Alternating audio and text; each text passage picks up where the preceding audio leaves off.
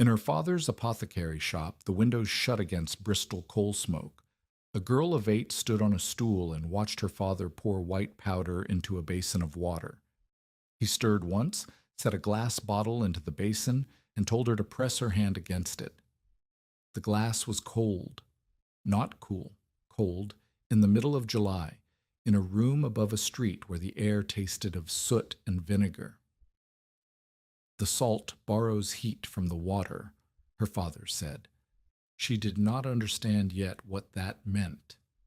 26 years later, in a pine cabin where the walls were too hot to touch and her children slept in air that would not cool, she understood. The Salt River Valley in July of 1897 was no place for a woman with 2 children, $11, and a dead husband. But Eleanor Whitcomb Ames had no other place left.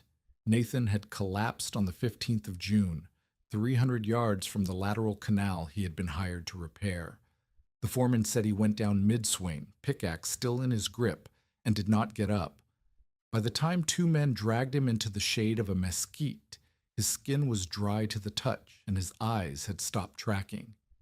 He died before sundown in a canvas tent that smelled of creosote and sweat, with Eleanor pressing wet rags to his neck that turned warm before she could wring them. The doctor in Tempe charged $4 for the death certificate. The burial cost $6. The freight company that had advanced Nathan tools and seed money sent a man the following Tuesday to explain that the balance of $23 remained due, payable against the claim or in person. Eleanor had 2 children who needed water, shade, and food. Beatrice was 9 and understood what death meant. Rowan was 6 and kept asking when his father would finish the ditch. The claim was 10 acres of cracked ground 5 miles east of Tempe, pressed against a lateral canal that had once carried enough water to keep a small orchard alive. That was 2 years ago.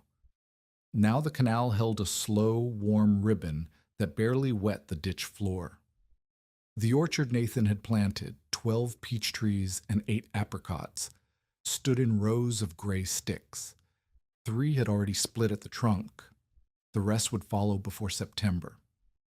The cabin measured 14 by 18 feet, built of thin pine boards with no adobe layer, no cellar, and no second wall. Nathan had meant to add adobe that fall. He had said so every week since March. The roof was pine planking with tar paper that bubbled in the afternoon sun. Inside, the air sat like something solid. Eleanor had hung a cracked wall thermometer beside the door. At 2 in the afternoon, on the day she buried Nathan, it read 107 degrees. At 10 that night, it still read 94. She could not leave. Nathan's burial debt, the freight balance, and 18 months of unpaid claim assessments formed a knot that only the land itself could untie. If she abandoned the claim before the next territorial assessment visit, the note would transfer.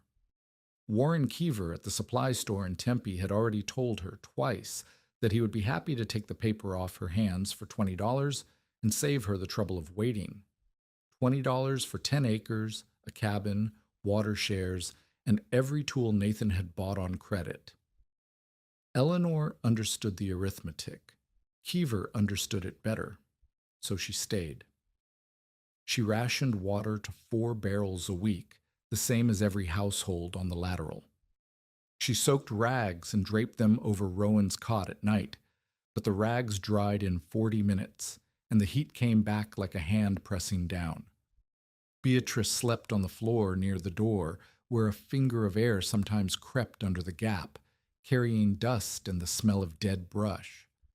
3 neighboring families had already moved their bedding outside, sleeping beside the irrigation ditch on canvas sheets. The Mellers, the family nearest Eleanor's eastern fence, had lost their grandfather in his shack 4 days after Nathan died.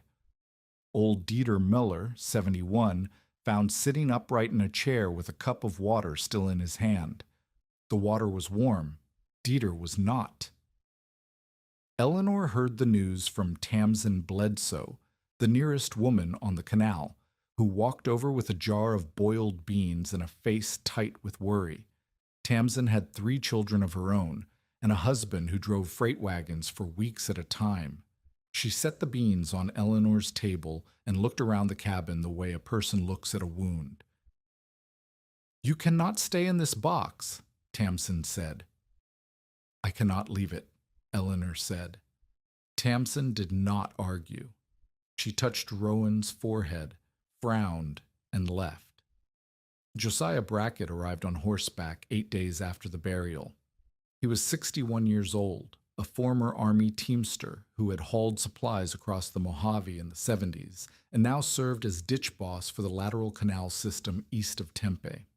His job was to inspect water flow, settle disputes over shares, and make sure nobody cut unauthorized channels. He had known Nathan. He did not pretend to have liked him. Brackett tied his horse to the dead apricot nearest the cabin and walked the property in a slow circle. Eleanor watched from the doorway with Rowan on her hip. Brackett did not greet her first. He studied the cabin, the roof, the walls, the distance from the canal, and the angle of the sun against the south face. Then he stepped inside. "You have half a frame," Brackett said. He rapped his knuckles against the pine wall. The sound was thin, almost musical. No mass, no depth. Sun hits this board, heat goes straight through. You are living inside a cook stove with the lid shut. Eleanor said nothing. Brackett looked at the thermometer. 105 at this hour, he read. That will climb. July is not August. August is when people die. People have already died, Eleanor said. Brackett looked at her. He was not cruel. He had buried friends in the desert and knew what heat did to a body. But he was practical in the way that old teamsters are practical, which meant he trusted what he had seen work and distrusted everything else. I will tell you what you need, Brackett said. He pointed at the south wall. You need 12 inches of adobe over every board. You need a cellar 3 feet deep with a vent. You need a second roof 6 inches above this one, with air between. You need 4 men, $200 in materials, and 40 days of labor. That is what makes a house safe in this valley. He paused.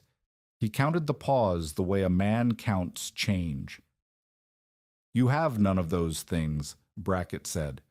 What you have is a ticket north, if you sell the claim quick. Eleanor set Rowan down.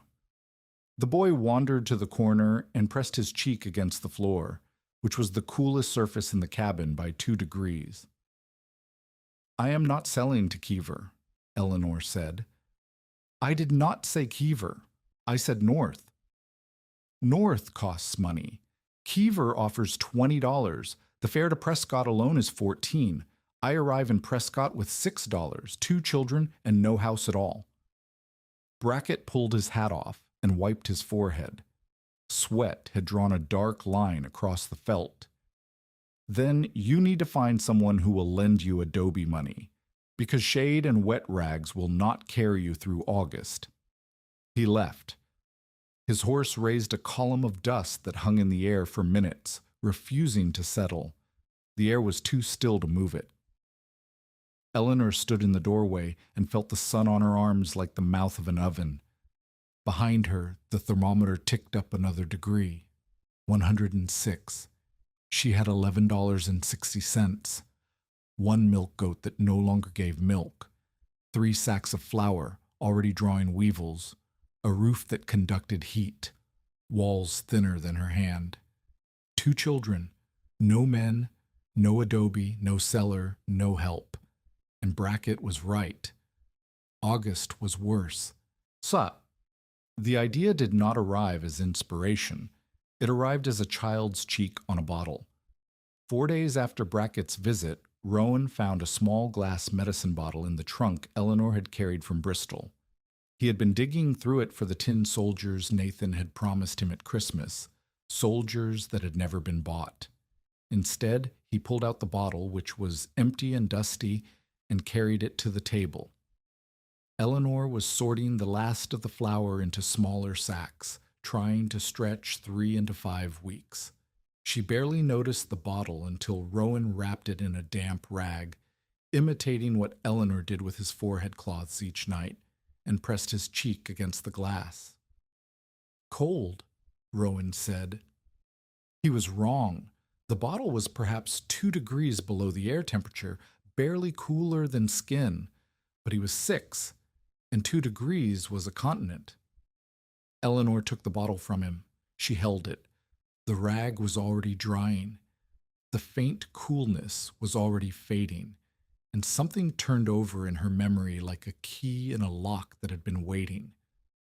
Bristol. Her father's apothecary shop on Redcliffe Hill. She was 8 years old, standing on a stool beside the compounding bench, watching her father prepare a fever treatment for a solicitor's wife. The treatment was standard, willow bark in tincture, but the bottle had to be cooled, not for the medicine, for the patient's comfort. A cool bottle against a hot neck was worth as much as the tincture inside, her father said. It told the body that relief was arriving. He had filled a shallow basin with water and added a measured scoop of white powder from a jar marked with a blue cross. Saltpeter, potassium nitrate, the same compound that made black powder burn and preserved meat through winter. Her father stirred the water once, set the bottle in the basin, and told Eleanor to place her hand against the glass. She remembered the shock. The water was cold, not cool. Cold. In July. In a room above a shop in Bristol, where the windows were shut against coal smoke. The salt borrows heat from the water, her father said. It takes warmth to dissolve, so the water gives it up and the water grows cold.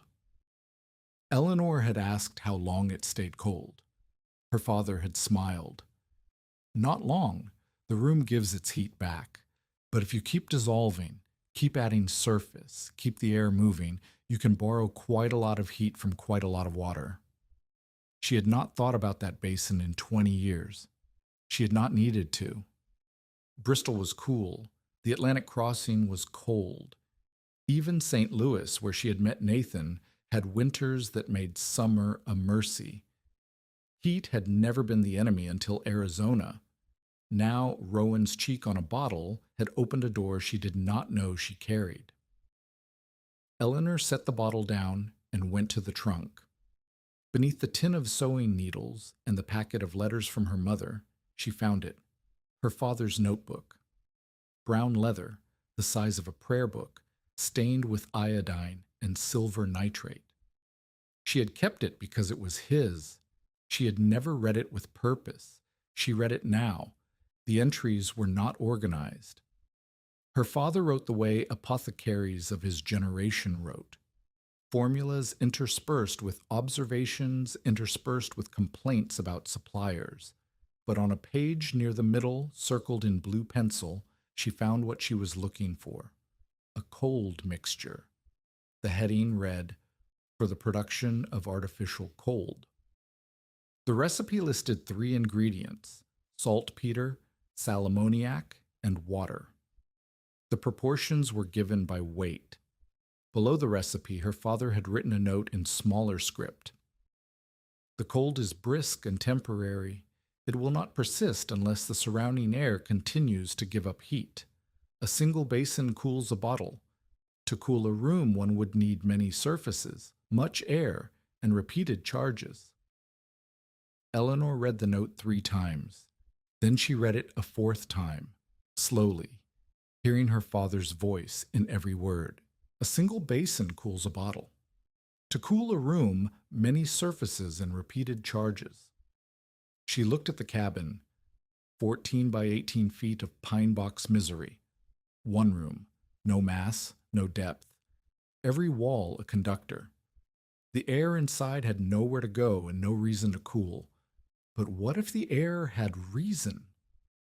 She closed the notebook. She opened it again. She turned to a blank page and began to sketch. The design took 3 days of thinking and redrawing before Eleanor trusted it enough to speak it aloud. She did not draw it as an architect would. She drew it as an apothecary's daughter would: quantities, surfaces, and flows. The plan was this. Inside the 14 by 18 cabin, she would build a smaller room, 10 by 12 feet, partitioned from the main space with canvas and scrapboards. This room would hold the children, the bedding, and the cooling apparatus. The remaining space would serve as a heat buffer and storage. Along the north wall of the cool room, she would place clay pots, unglazed clay, the kind that sweated when filled with water. Ollas, the Mexican families called them. Each pot would hold roughly 2 gallons. She needed 32. The clay would wick water to the surface, where dry desert air would pull it away as vapor. Evaporation stole heat. Every pot was a small engine running on water and wind, but evaporative cooling alone was not enough. Eleanor had watched women hang wet sheets for years. Wet sheets cooled the air by perhaps 5 degrees on a dry day. 5 degrees was the difference between 107 and 102. It was not enough to save a child. The cold mixture changed the math. 4 sealed stoneware jars, glazed, tight-lidded, never used for drinking, would receive measured charges of saltpeter and sal ammoniac dissolved in water. These jars would not sweat. They would chill. Set among the clay pots, they would drop the surrounding air temperature by several more degrees. The combination, evaporative surface from the clay, chemical cold from the sealed jars, and controlled airflow, could pull the cool room 15, perhaps 20 degrees below the main cabin. 15 degrees was the difference between endurance and collapse. 20 degrees was the difference between life and death. The airflow was critical. Eleanor understood this from her father's note. The cold would not persist in sealed space. She needed to bring shaded air across the wet clay surfaces and out through a high vent. The low intake would face north, screened with wet cloth to filter dust and add moisture. A high vent, a length of stovepipe, would exhaust the warmed air upward. The cabin could not be sealed like a trunk. It had to breathe like a lung. She planned to whitewash the roof and south wall with lime to reflect sun. She would build a second shade roof, a skeleton of ocotillo ribs and barrel staves covered with burlap, 6 inches above the pine, trapping dead air as insulation. The intake screen would be a wooden box packed with damp cloth mounted at the north wall's lowest point. The design was not elegant. It was desperate, specific, and built from whatever she could carry. Eleanor calculated the cost. Saltpeter, $1.20 per pound at Kever's, and she needed at least 8 pounds for repeated charges. Sal ammoniac, more expensive and harder to find, but the mining supply depot in Mesa sometimes carried it for use in soldering and tinning. Lime for whitewash, 60 cents a sack. Burlap, she had some, could beg more. Unglazed pots, these were the problem. 32 clay pots, even small ones, cost money she did not have. Total estimated cost, between $8 and $10. She had $11.60. If she spent $10 on materials, she would have $1.60 left for food, feed, and everything else until the assessment visit.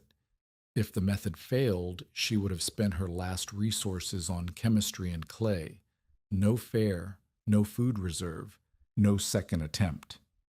Tamsin Bledsoe came again on a Thursday, carrying a jar of stewed squash and a face full of concern. She found Eleanor on the floor, surrounded by paper, sketching diagrams by the light of the doorway because the cabin was too hot to light a lamp. Tamsin looked at the drawings. She looked at Eleanor. She looked at the notebook open to the cold mixture page. "What is this?" Tamsin asked. Eleanor explained. She kept it simple, because simple was all she had. The clay pots would sweat and cool the air. The chemical jars would chill the space further. The vents would keep the cool air moving. Together they would drop the temperature inside the small room low enough to survive August. Tamsin listened with the patience of a woman who has heard many plans from many desperate people. When Eleanor finished, Tamsin pointed at the sealed jars in the diagram. Saltpeter, Tamsin said. That is what they make powder from. It is also what my father used to cool fever bottles. And sal ammoniac, I do not even know what that is. A salt. It dissolves in water and takes heat with it. It is used in tinning and soldering. The miners carry it. Tamsin looked at Rowan, who was napping on the floor beneath a damp rag that was no longer damp. She looked at Beatrice, who sat in the doorway reading the same page of a book for the third time because the light was better there. You cannot drink salt, Eleanor, Tamsin said. Her voice was not unkind. It was afraid. If that water spills, if a child gets into those jars, the charged jars are sealed, glazed stoneware, lidded and set high. The drinking crock is clay, open and kept separate. I will mark every vessel. No child will mistake one for the other. And if the whole thing does nothing? If you spend your last dollar on salt and pots and it is still 107 degrees in this box? Eleanor met her eyes. Then I have lost money I was going to lose anyway. But if I spend it on wet sheets and shade canvas, which is what Brackett suggests, I will lose the same money and still have a box at 102 degrees. I'm not choosing between safe and dangerous. I'm choosing between slow death and a chance. Tamsin said nothing for a long time. She picked up the notebook, turned a page, and set it down. Your father wrote this? 30 years ago. Did he ever cool a room with it? He cooled bottles. I intend to cool a room. That is not the same thing. No, Eleanor said. It is not. Tamsin left the squash and went home. Eleanor went to Kever's Supply on a Saturday morning when the store was fullest. She brought Beatrice because Beatrice could carry a sack. She did not bring Rowan because Rowan could not keep quiet in a room full of strangers. The store sat on the main road in Tempe, a long adobe building with a plank porch where men gathered to wait out the worst heat of the day. Inside, the shelves ran floor to ceiling with everything a valley homestead might need: flour, lard, nails, rope, canvas, axle grease, patent medicines, ammunition, sewing notions, and lamp oil. The air smelled of leather and dust and the vinegar tang of pickle barrels. It was only marginally cooler inside than out, but the walls were thick, and the men acted as though the temperature was Kever's personal gift. Warren P. Kever stood behind the counter in a linen shirt with the sleeves rolled past his elbows. He was 46, broad across the shoulders, with a trimmed mustache and the steady, cataloging eyes of a man who knew exactly what everyone in the valley owed and to whom.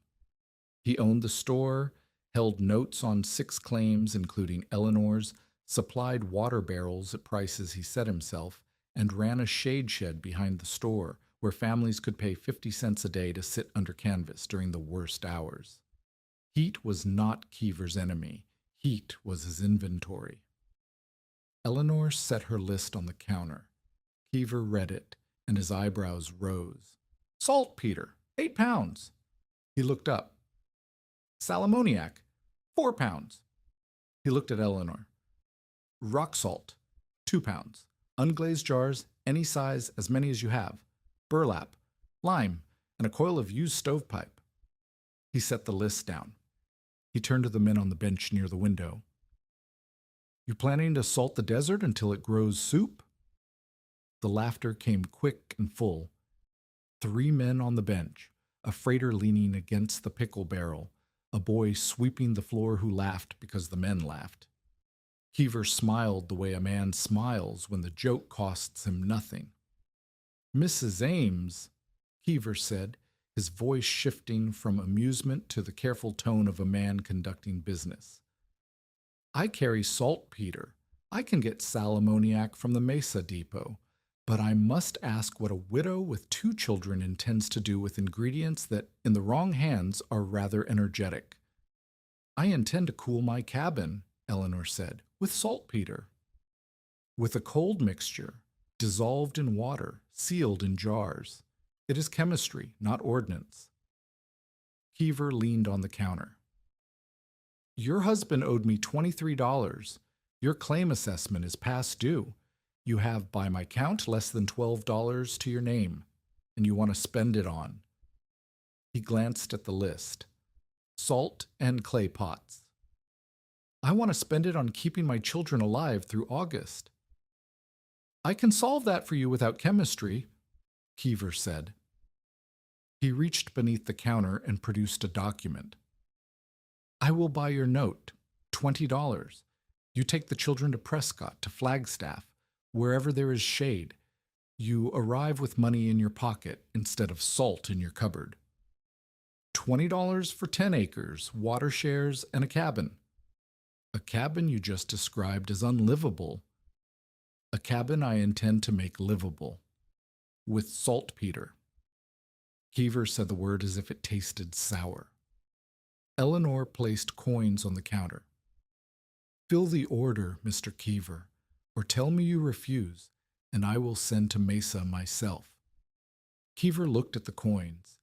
He looked at Eleanor. He filled the order. But he weighed the saltpeter slowly, and he counted the coins twice. And when Eleanor and Beatrice carried the sacks out the door, she heard him say to the bench, 60 days. She will be in my office with that paper signed. The sacks were heavy. Beatrice took the lime. Eleanor took the saltpeter and sal ammoniac, one on each shoulder, and they walked east along the canal road in heat that made the distance swim. Dust stuck to their arms where sweat had dried. Mama, Beatrice said halfway home, what if it does not work? Eleanor shifted the sack on her shoulder. The saltpeter crystals ground against each other inside the cloth, making a sound like sand on glass. Then we will know, Eleanor said. And knowing is better than guessing. She did not say what she was thinking, which was, if it does not work, I have spent our last margin on a memory of my father's hands. The deputy came the following Monday, not to post a lien, that had already been done, but to ask about the saltpeter. A man at the canal had told a man at the freight depot that the English widow was storing explosive ingredients beside her children. The deputy was young, polite, and visibly uncomfortable asking a widow whether she was manufacturing gunpowder. Eleanor showed him the sacks. She showed him the notebook. She cut a sack open and poured crystals into a bowl of water. The water grew cold. The deputy touched the bowl, pulled his hand back, and frowned. It does not burn unless fools give it fuel, Eleanor said. I am not building a magazine. I am building a cold room. The deputy wrote something in his book, nodded, and left. But Eleanor knew the visit was not about safety. It was about attention. Kever had sent the question through channels, the way a man sends a dog to bark at a fence, not to bite, to remind the person inside that someone was watching. Brackett saw the sacks 2 days later when he came to read the lateral gauge. He stood in the cabin doorway and looked at the saltpeter, the sal ammoniac, the lime, and the coil of stovepipe leaning against the wall. Powder belongs in a magazine, not beside children, Brackett said. It is not powder. It is dissolved in water and sealed. Saltpeter and water, in a cabin with a pine roof and a child who plays with matches. Rowan does not play with matches, and saltpeter dissolved in water cannot ignite. You know that. Brackett looked at her for a long moment. He had hauled ammunition across deserts and seen what carelessness did with volatile materials, but he also knew, though he did not say it, that dissolved saltpeter was about as dangerous as a jar of brine. "I told you what you need," Brackett said. "Adobe, depth, mass, not apothecary tricks in a pine box." "You told me I need $200 in 40 days. I have neither." Brackett pulled his hat low and walked to his horse. Before he mounted, he turned back. "The heat will come in waves this year. The river is low. The air will sit on this valley like a lid. Whatever you're building, build it fast." He rode away. Eleanor watched the dust settle behind him. She had the materials. She had the plan. She had Brackett's warning ringing in her ears like a clock she could not stop. Now she needed pots. 32 of them. Unglazed, porous, capable of sweating water through their walls in dry air. Kever had sold her 3 small jars, barely big enough for a quart each. She needed vessels that held 2 gallons. She needed clay that would breathe. She needed a potter. And she had heard from Tamsin that a Sonoran woman near Hayden's Ferry made ollas and cook pots and water jars from river clay, and that her work was so good the Mexican families bought nothing else. The next morning, before the heat set in, Eleanor left Beatrice in charge of Rowan, took $2 in her pocket and a jar of honey from the bottom of the trunk, and walked 3 miles west toward Hayden's Ferry. The walk took an hour and 12 minutes. By the time she arrived, her dress was dark with sweat and her lips were cracked. But she found the yard. She found the kiln. And she found Raphaela Peralta sitting in the shade of a ramada, shaping the throat of a water jar with a wooden paddle worn smooth from 30 years of use. Raphaela was 59. Her hands were cracked with clay dust and kiln heat. She did not look up when Eleanor approached. She finished the throat of the jar, set the paddle across her knee, and then looked. Eleanor held up one of Kever's small jars. She tapped it with her fingernail. The sound was high and tight. The clay had been fired too hot. The pores sealed shut. It would hold water. It would not sweat. Then Eleanor held up a second jar, a cheap olla she had found cracked behind Tamsin's house. She tapped it. The sound was lower, duller, open. The clay was porous. It would weep moisture through its walls. Raphaela set down the paddle. "You are not buying pots," Raphaela said. "You are buying walls that leak slowly." Eleanor looked at the woman. Raphaela looked back. Something passed between them. Not charity, not pity, but the recognition of one competent person by another. Eleanor knew what she needed. Raphaela knew how to make it. "I need 32, Eleanor said. 2-gallon size, porous enough to sweat in dry air, strong enough to hold up through August." Raphaela rubbed clay between her thumb and forefinger, a gesture as automatic as breathing. 32, she repeated. "You cannot carry 32, and you cannot pay for 32. I can pay for 10 today and the rest in labor." "What labor?" "Whatever you need. I can dig clay. I can carry water. I can fire if you show me how." Raphaela considered this for a long time. She picked up the cracked olla Eleanor had brought and turned it in her hands.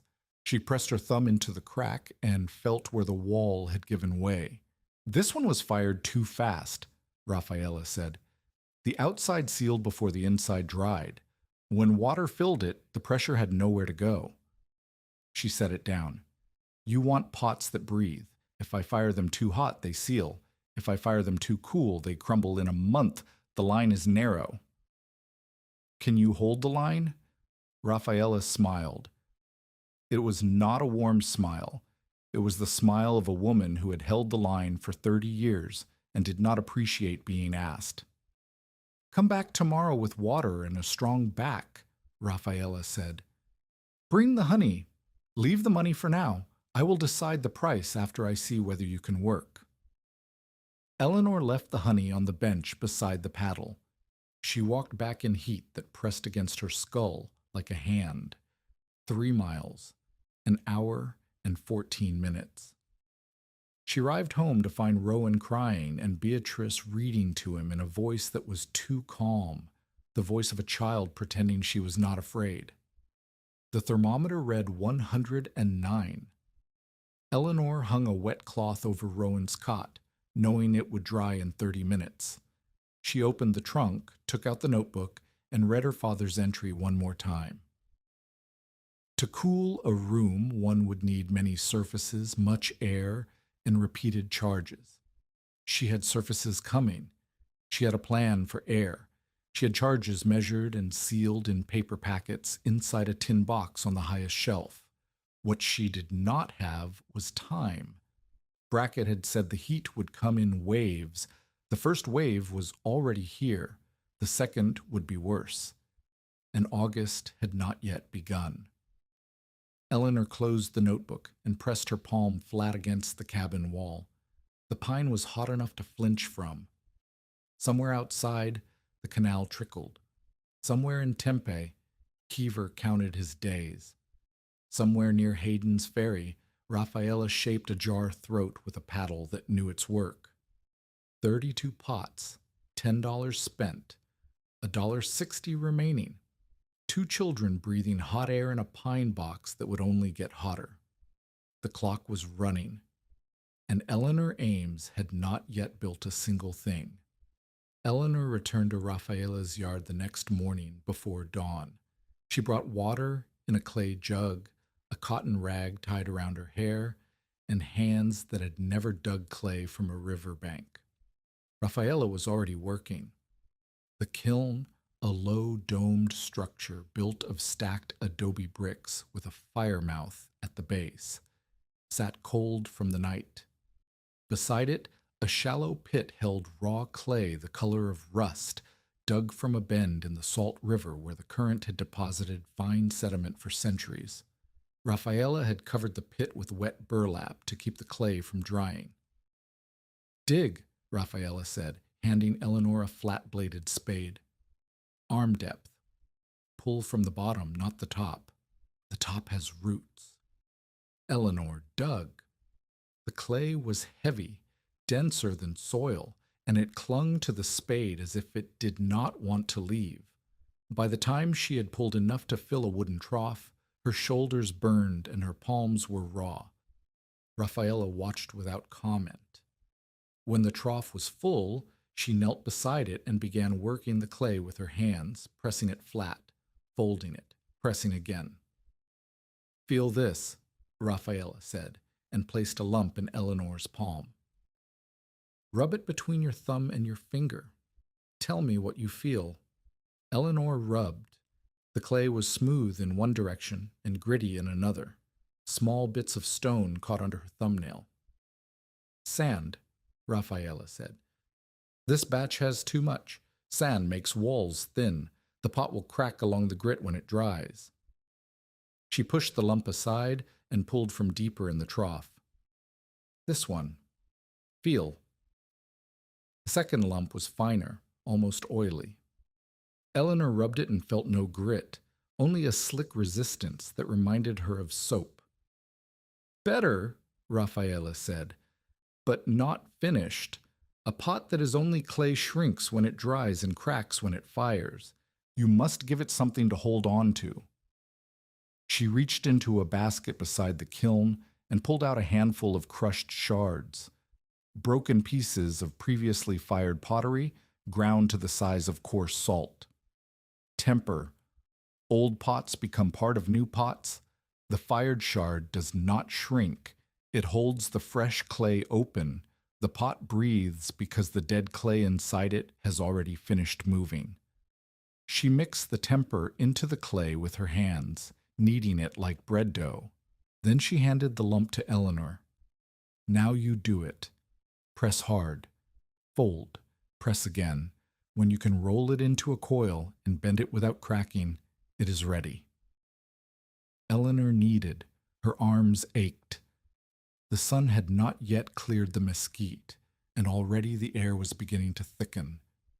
She kneaded until Raphaela nodded, and then Raphaela showed her how to coil. The coiling method was ancient.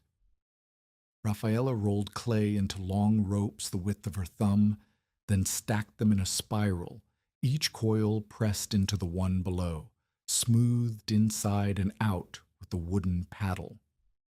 The paddle was old, its handle dark with decades of clay dust and hand oil. Raphaela used it the way a violinist uses a bow, not with force, but with controlled pressure, shaping the curve of the jar wall by feel. "You will not make beautiful pots," Raphaela told Eleanor. "Beautiful comes after years. You will make pots that hold water and breathe air. That is enough." By midday, they had 6 jars standing on a board in the shade.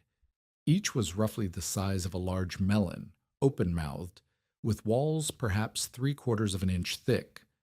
2 of the 6 had visible unevenness, one side thicker than the other, but Raphaela declared them adequate. The pots needed to dry for 2 days before firing. Speed was the enemy. If the surface dried before the core, the pot would crack when it met the kiln. "Cover them," Raphaela said. "Wet burlap. Morning and evening, lift the cloth and let air touch them for 1 hour. Then cover again. If the wind comes, move them inside." Eleanor carried 2 jars home in a sack padded with straw. She would return the next morning to make more. Raphaela had agreed to fire the first batch in 3 days. 3 days. And Eleanor needed 32. The rhythm of the following week was punishing. Each morning, Eleanor walked to Raphaela's yard before dawn, worked clay until midday, then walked home in heat that grew worse with each passing day.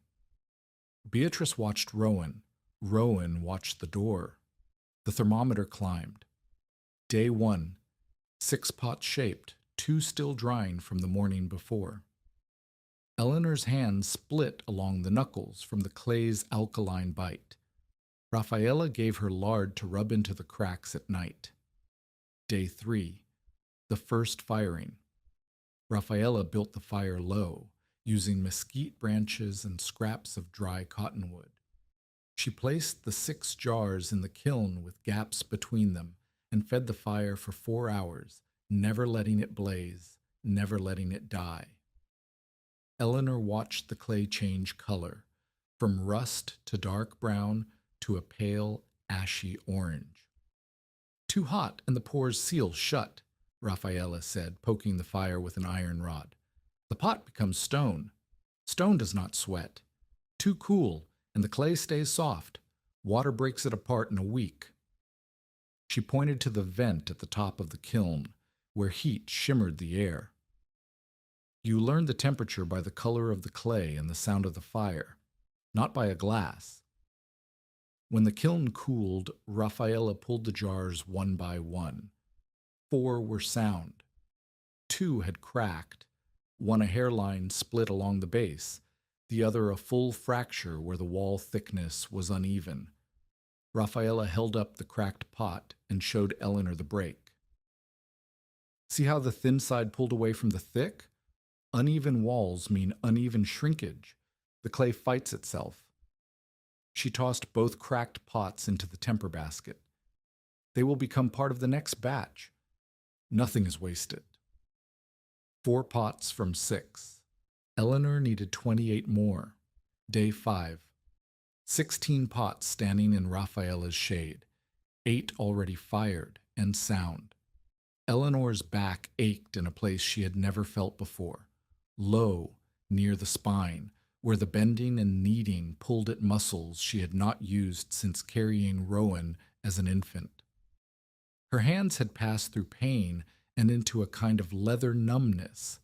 She could roll a coil in 12 minutes now instead of 25.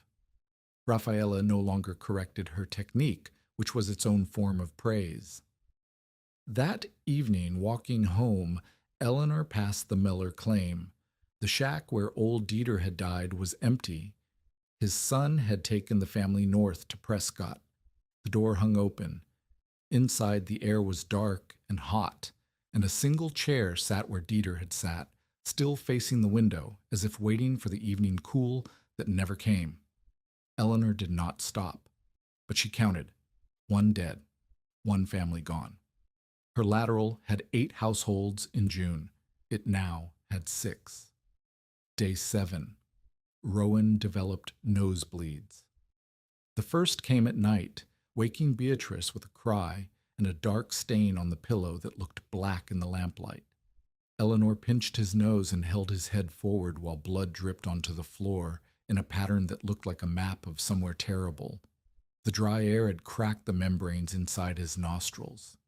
She packed damp cloth against his upper lip and stayed awake until dawn, counting his breaths. In the morning, she walked to Raphaela's with blood still under her fingernails. "Your boy?" Raphaela asked. She did not look up from the coil she was laying. "Nosebleeds. The air is too dry and too hot." "How many jars do you have now?" 20, 16 sound, 4 drying. "You need 12 more. I can fire 8 tomorrow if you shape them today." "I shaped 6 yesterday. I can shape 6 more by noon." Raphaela nodded. "Bring your children next time. They can sit under the ramada. It is better than your cabin." It was the first time Raphaela had offered anything beyond work. Eleanor understood what it meant. Raphaela had seen the nosebleed in her fingernails and done the calculation that women do when another woman's child is in danger. She did not say the word worry. She did not need to. Day 9, 28 pots finished, fired, and sound. Eleanor had lost 4 more to cracks and 1 to a kiln mishap when a mesquite branch popped and knocked a jar off its shelf inside the dome. Raphaela cursed in Spanish, pulled the broken pieces out with tongs, and added them to the temper basket. 28. Eleanor needed 32, but she was running out of time, not clay. The sky had turned white, not haze, a flat, pale ceiling that trapped heat against the valley floor like a hand pressed over a mouth. The canal foreman told Brackett that the Salt River diversion was dropping again. Brackett told Eleanor, when he came to read the gauge, that a heat surge was building to the south. "How long?" Eleanor asked. "Could be a week, could be 3 days. The birds will tell you before I can." "What do the birds say?" Brackett looked at the brush line along the canal. No movement, no sound. The cicadas, which had screamed through June, were silent. "They say get ready," Brackett said. Eleanor had $7 left after her last purchase, stovepipe, lime, and additional burlap from Kever's. $7 for food, water credit, and anything else that broke. She calculated that the sal ammoniac charges would last through 5 full-strength treatments.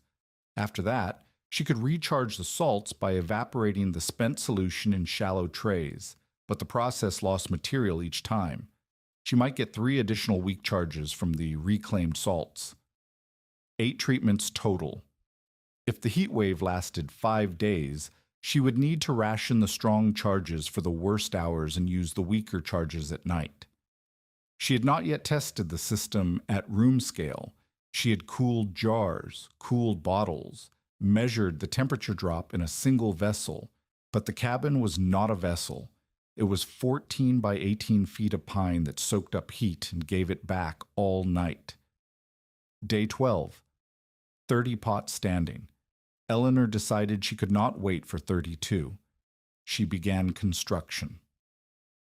The cool room took 4 days to build, and every hour was borrowed from the heat. Eleanor partitioned the cabin with canvas stretched over a frame of scrap boards. The frame divided the space into a larger area, roughly 10 by 12 feet, and a smaller buffer zone that held the stove, the trunk, and whatever tools would not fit inside the cool room. She sealed the seams where canvas met wall with flour paste mixed with lime, pressing the paste into every crack with her fingers until the gaps disappeared. Along the north wall, she arranged the 30 pots in 2 staggered rows over shallow clay trays that Raphaela had made from flattened coils, broad flat dishes that would catch any water that wept through the pot bases and keep the floor dry. The pots sat with finger-width gaps between them, which Raphaela had insisted on. Air must touch every surface, Raphaela had said. A pot against a pot cools nothing. A pot with wind on both sides cools twice. The 4 sealed stoneware jars, glazed, lidded, marked with charcoal X's that even Rowan could understand meant "do not touch," were placed among the clay pots at intervals. These would receive the chemical charges during peak heat hours. Eleanor had measured the proportions from her father's notebook and sealed individual doses in paper packets stored in a tin box on the highest shelf in the cabin, above Beatrice's reach and far above Rowan's. The north wall's low vent was a hole she cut with a saw and a chisel, 8 inches wide and 4 inches tall, covered with a screen box she built from barrel staves and cotton cloth. The cloth could be wetted to filter dust and add moisture to the incoming air. The high vent was simpler, a length of used stovepipe fitted through a hole in the south wall near the roof line, angled upward so warm air would rise and exit. The draft would be weak, but in the desert, even a weak draft moved dry air across wet surfaces. She whitewashed the roof. The lime went on thick and white, reflecting sun that had been soaking into dark tar paper. She could feel the difference within an hour. The roof was still hot, but the heat had lost its vicious edge. The shade roof took longest. She built a skeleton of ocotillo ribs and barrel staves, lashed with rope and wire, and covered it with double-layered burlap. The structure sat 6 inches above the pine roof, creating a pocket of dead air that slowed heat transfer. It was ugly. It sagged in the middle.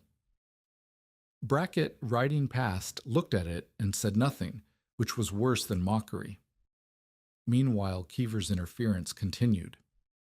2 sacks Eleanor had ordered from the Mesa Depot, additional sal ammoniac and clean burlap, arrived 3 days late. The depot man said the delay was a scheduling problem.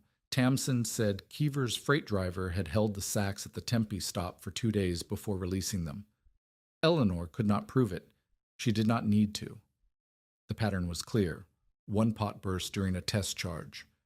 Eleanor had mixed the saltpeter and sal ammoniac in a jar that was not fully glazed, a mistake she should have caught. The chemical cold contracted the clay unevenly, and the jar split along a line where glaze met bare surface. Water and salt solution spread across the floor. Rowan cried. Beatrice pulled him away from the puddle. Brackett heard about the burst from someone on the canal. He came the next day. 1 jar, Eleanor said before he could speak. An unglazed jar that should not have received a charge. I have corrected it.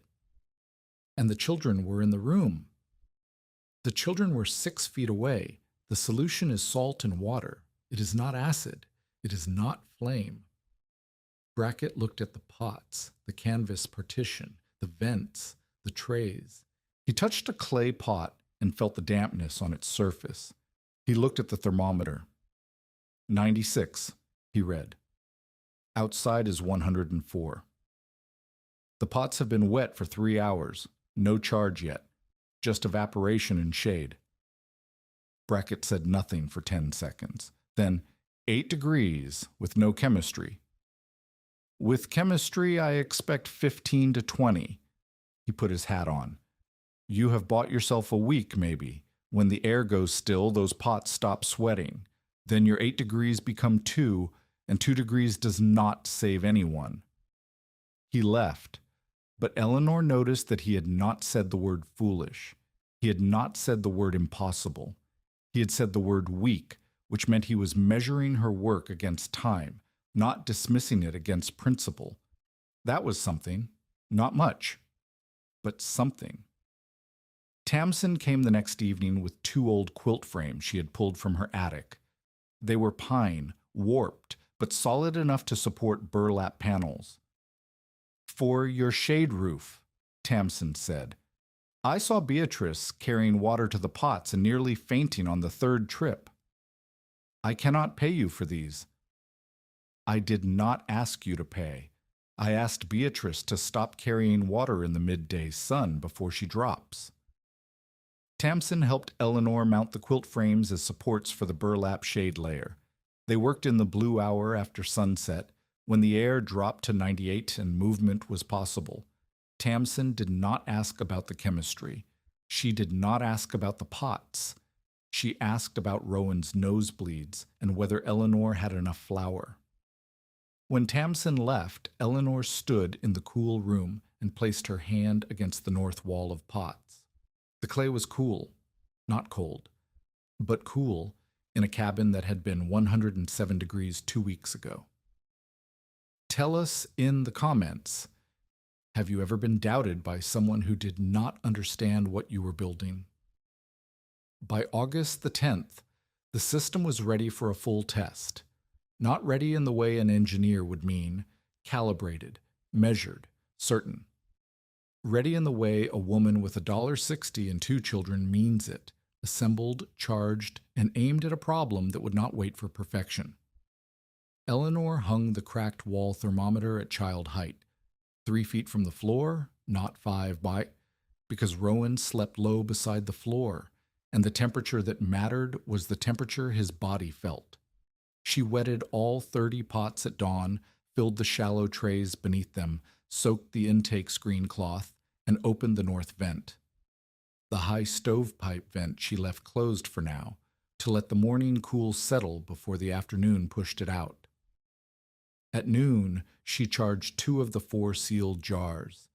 She measured the saltpeter and sal ammoniac from paper packets, dissolved them in water drawn from the drinking barrel, stirred once with a wooden spoon she had marked with charcoal, and sealed the lids tight.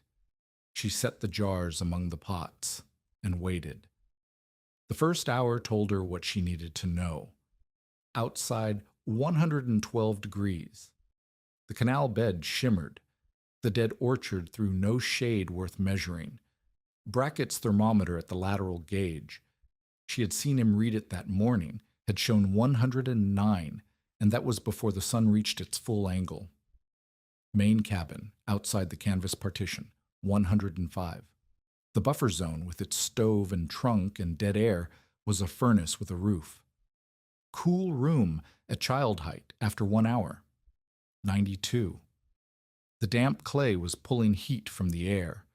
The intake vent drew shaded air across the pot surfaces, where evaporation chilled it further.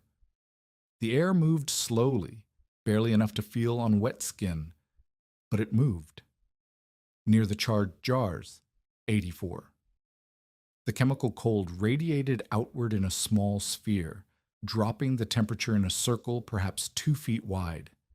The jar surfaces were beaded with condensation that ran down the glaze and pooled on the tray beneath. Drinking crock, set between 2 uncharged clay pots at the far end of the row, 71 degrees, cool enough to make a child gasp when it touched the lip. Eleanor recorded everything in her father's notebook. Water used, 4 gallons to wet the pots, 2 gallons for the charge jars, 1 gallon for the intake cloth. Salt charge weight. Wind direction, southwest, faint. Pot sweating rate, visible on 26 of 30 pots, faint on 4 that faced the canvas partition rather than the air gap. Rowan's pulse, after 1 hour of rest in the cool room, she counted it against the thermometer's second hand. 68 beats, lower than the 80 she had counted that morning when he woke. This was not winter. She had not turned July into January. The cool room was not cold, but it was 20 degrees cooler than the main cabin, and 28 degrees cooler near the charged jars. 20 degrees was the distance between a man found dead in a chair and a child sleeping through the afternoon. but Brackett's warning sat in her ear like a stone. When the air goes still, those pots stop sweating. The evaporative cooling required airflow. If the wind died, the moisture would sit on the clay surface and the air would stop giving up its heat. The charged jars would still work. Chemical cold did not need wind, but the jars were 4 points of cold in a room that needed 32 surfaces pulling heat from every corner. Tamsin came that afternoon to see the test. She stood inside the cool room and closed her eyes, and for a moment her face changed. The tightness left her mouth. She breathed. "It is cooler," Tamsin said. 20 degrees. That feels like more. It feels like more because your body knows the difference. But it is 20. Tamsin opened her eyes. She looked at the pots, the jars, the vents, the trays. She looked at the thermometer. Then she asked the question Eleanor had been dreading, the question that no amount of chemistry could answer with certainty. What happens when the air turns still? Eleanor looked at the stovepipe vent. "I do not know yet," she said, "but I intend to find out before it happens to us." Outside, the sky was white. The canal had dropped again. The brush along the eastern fence line was brittle enough to snap in the hand, and somewhere to the south, the heat was building, not the everyday heat of an Arizona summer, which was already enough to kill, but the extraordinary heat, the kind that came when the air stopped moving and the valley became a bowl, with the lid of white sky pressing down. Brackett had said the birds would tell her. The birds were gone. The heat came before sunrise on August the 14th. Eleanor knew because she woke at 4 in the morning and the cabin wall was already warm under her hand. Not the residual warmth of yesterday. New warmth, arriving in the dark, as if the ground itself had been storing heat for weeks and was now pushing it upward through the floor. She rose, lit no lamp, and checked the thermometer by touch. Her fingers found the glass tube and traced the mercury. 91 degrees at 4 in the morning. She moved fast. She wetted every pot, filled every tray, soaked the intake cloth, and opened the north vent. She did not charge the sealed jars yet. The saltpeter and sal ammoniac had to be rationed. She had 5 full-strength packets and enough reclaimed salt for 3 week charges. 8 treatments total. If the heat lasted 5 days, she needed to save the strong charges for the worst hours. She woke Beatrice and told her to dress Rowan and move into the cool room. Beatrice obeyed without questions. She had learned in the past month that her mother's voice had 2 registers, the normal one and the one that meant now. By 8 in the morning, the main cabin was 101 degrees. The cool room with wet pots and intake air was 93. An 8-degree gap, and the day had barely begun. By 10, the main cabin reached 107. The cool room held at 90. Eleanor opened the high vent 2 inches to let warm air escape. The draft was feeble. The air outside was so hot it barely wanted to rise past air that was only slightly less hot. But it moved. At 11, Rowan woke with fever. Not a high fever. 100 degrees, Eleanor estimated by touch. But in a child who had been sleeping in 90-degree air for a week, any fever was a warning. She set a wet cloth on his forehead and 1 on each wrist. She placed the drinking crock beside his mat so he could sip without sitting up. At noon, Eleanor charged 2 jars. She tore the paper packet, poured the white crystals into the water, stirred once, sealed the lid, and set each jar among the pots. The condensation formed within minutes, beads of water gathering on the glazed surface like sweat on a cold glass. The temperature near the jars dropped to 83. Outside, the thermometer at the door, the one she could read without leaving the cool room, reached 112. The cool room held at 88, a 24-degree difference. Rowan's forehead felt less hot. Beatrice read to him in a low voice from a book of Bible stories that was the only book they owned. Then Tamsin came. She appeared at the cabin door carrying her toddler, Lottie, against her chest. Lottie was 18 months old, and her head hung against Tamsin's shoulder at an angle that made Eleanor's stomach clench. The child's skin was flushed dark red. Her eyes were half open and unfocused. Her lips were cracked and dry. "My house is 109, Tamsin said. Her voice was flat, emptied of everything except the single fact that mattered. "Emmett is with the wagon team in Phoenix. I have no shade. I have no cellar. I have nothing." Eleanor did not hesitate. She pulled the canvas aside and brought Tamsin into the cool room.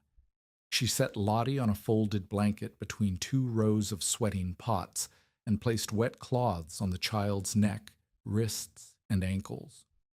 The pulse points where blood ran close to the surface and could be cooled fastest. She gave Tamsin water from the drinking crock and told her to sip slowly.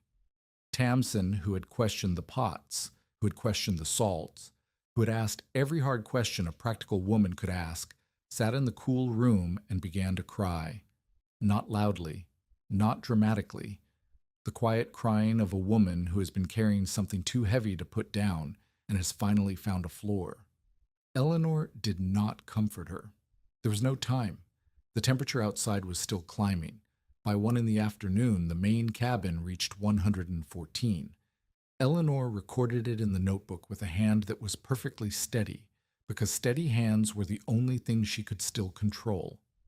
The cool room held at 89. The gap had narrowed by 2 degrees since morning. The wind was dying by 2. The wind stopped. Not diminished, stopped. The intake cloth hung limp. The pots that faced the vent went from visibly damp to merely shiny. The moisture was still there, but the air was not pulling it away. Evaporation required air movement, and the air had quit. The cool room's temperature began to climb.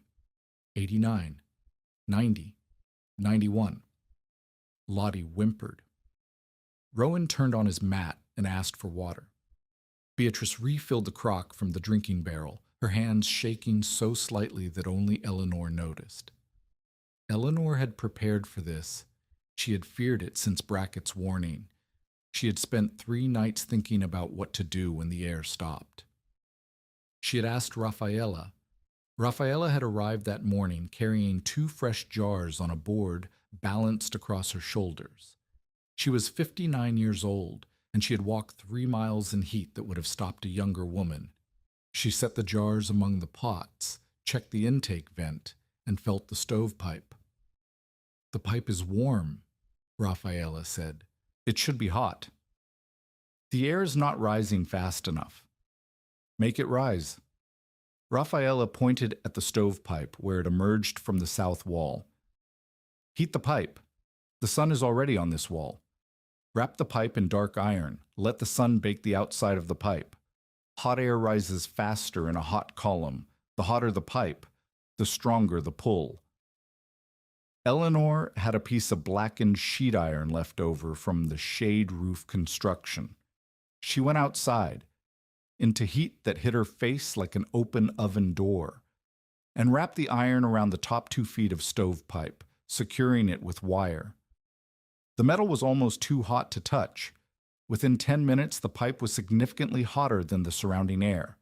The draft increased, not much, but the intake cloth shifted, and inside the cool room, the pots nearest the vent began sweating visibly again. The temperature stopped climbing at 92 and held. Eleanor charged the 3rd jar. She did the math in her head. 2 strong charges used, 1 used now, 2 remaining for the next 2 days. 3 weak charges after that. If the heat broke in 4 days, she would make it. If it lasted longer, she would run out of chemistry and rely only on clay and air. The charged jar pulled the air around it down to 84. Lottie's breathing steadied. Tamsin pressed a wet cloth against her daughter's neck and watched the condensation run down the jar with an expression that Eleanor recognized. It was the expression of a woman revising everything she thought she knew. At 3 in the afternoon, the temperature outside reached 116 degrees. Eleanor did not record this number with surprise. She recorded it with the precision of a woman who understood that numbers were the only honest witnesses she had. 116. She wrote it in her father's notebook beside the time, the wind speed, ibo, 0 wo, the pot sweating rate, reduced, and the cool room temperature, 91. The main cabin, outside the partition, was 109, 25 degrees higher than the cool room near the charged jars, 18 degrees higher at the room's center. That afternoon, Brackett found a man dead in a plank shack half a mile east of the canal, a bachelor miner named Creighton, 43, who had come down from Globe to wait out a claim dispute. His shack had no shade, no mass, no ventilation. The interior temperature, Brackett estimated, had exceeded 120. Creighton had filled a basin with canal water and sat beside it, but the water had turned warm and the air had given him nothing back. He died sometime in the early afternoon. Brackett covered him with a canvas sheet and rode to Tempe to report it. On the way back, Brackett stopped at Eleanor's cabin. He did not come inside. He stood in the doorway and looked at the canvas partition, the rows of pots, the children on the floor, Tamsin holding Lottie, and the thermometer reading 89 near the charged jar. Creighton is dead, Brackett said. His shack was hotter than a kiln. I know what kills people in shacks, Eleanor said. I am beginning to think you do. He left. Eleanor closed the intake vent to a slit. Too much hot, dead air from outside would overwhelm the system, and hung a fresh wet cloth over the opening. She opened the high vent an inch wider, trusting the heated pipe to pull the exhaust. At 4 in the afternoon, the wind returned. Not the steady breeze of a normal valley afternoon, a weak, uncertain movement like a breath drawn through a cloth, but enough. The pots responded. Moisture beaded on their surfaces. The air in the cool room shifted, and the temperature at child height dropped from 91 to 88. Then Eleanor discovered the last problem. She reached for the 4th charge packet, the second to last strong dose, and tore it open. The crystals inside were clumped, not the dry, loose grains she had measured from Kever's sacks, but a damp mass that stuck together and dissolved poorly. She stirred it into the jar water, and the temperature dropped, but only to 87 near the jar instead of the 83 she had achieved with the earlier charges. The cold was weaker, the delayed sacks. Kever's freight driver had held her order for 2 days in the Tempe heat. The salammoniac, Citrobacter, which absorbed moisture from the air, had clumped. The clumping reduced the surface area available for dissolving. Less dissolving meant less heat absorbed. The charge was compromised. Eleanor stared at the jar. She had 1 strong packet left and 3 weak ones made from reclaimed salts. The strong packet was her reserve, the dose she had planned for the worst hour of the worst day. If she used it now, she would face tomorrow with nothing but weak charges. If you are invested in this story, stay with us, because the next choice decides whether this room becomes shelter or a tomb. She sealed the strong packet back into the tin box.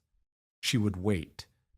If the night brought even modest cooling, if the temperature outside dropped below 100 by midnight, the pots and vents alone could hold the room in the mid-80s until morning. She would save the last strong charge for the peak of tomorrow's heat.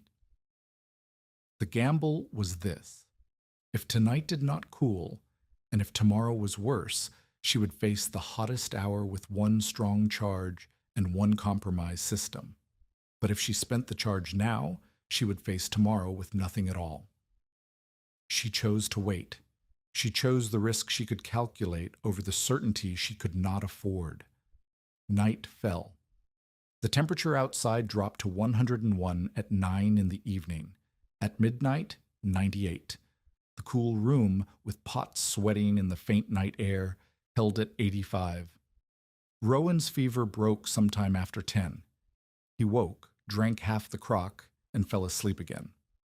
Lottie nursed from Tamsin and slept in the crook of her mother's arm on the floor, 6 inches from a clay pot that wept water in the dark. Eleanor sat against the north wall with her father's notebook open on her knees. She did not write. She listened. The pots made a sound she had never noticed before, a faint mineral ticking, like something settling inside the clay as water moved through the walls. Raphaela's temper, the crushed shards mixed into the fresh clay, was shifting as moisture expanded the channels between particles. The pots were breathing, the room was breathing, and her children were breathing. She did not sleep. At dawn, the heat returned. By 7, the main cabin was 99. By 9, it was 106. By 11, the outside thermometer reached 113, and the cool room sat at 90. Eleanor charged the last strong packet at noon. She dissolved the crystals, stirred them into clean water, and sealed the jar. The cold came fast, condensation forming on the glaze within 3 minutes. The air near the jar dropped to 82. She narrowed the intake vent to the width of 2 fingers. She hung fresh, wet cloth over the opening. She opened the high vent an inch and let the heated stovepipe pull. And she waited. The cool room held. At 1 in the afternoon, 88. At 2, 89. At 3, the worst hour, when the sun struck the south wall at its flattest angle and the boards groaned with expansion, 91. Outside 115. Kever's shade shed behind the store in Tempe, where families paid 50 cents a day to sit under canvas, 101 degrees. Men sat in the shade and felt no relief because shade did not remove heat. It merely slowed its arrival. The air under the canvas was the same air as the air outside the canvas. Only the sun's direct touch was missing. The heat was everywhere. Eleanor's cool room was not shade. It was evaporation, airflow, and chemistry. It was 30 surfaces pulling heat from the air and releasing it as moisture. It was 4 jars stealing warmth through dissolution and trapping it in salt water. It was a lung, breathing heat out through a hot pipe and cool air in through a wet screen. At 4 in the afternoon, Rowan sat up and asked for food. His skin was cool to the touch. His eyes tracked normally. Beatrice handed him a piece of flatbread and a cup of water from the crock, 72 degrees, cool enough to make him smile. Lottie was sitting in Tamsin's lap, pulling at a thread on the blanket, fussing in the way that healthy toddlers fuss when they want to be put down and allowed to crawl. Her color had returned. Her lips were no longer cracked. Tamsin held her and looked at Eleanor across the small room full of clay and damp cloth and the faint mineral smell of dissolved salts. "It held," Tamsin said. "It held," Eleanor said. The word was small. The room was small. The children were small.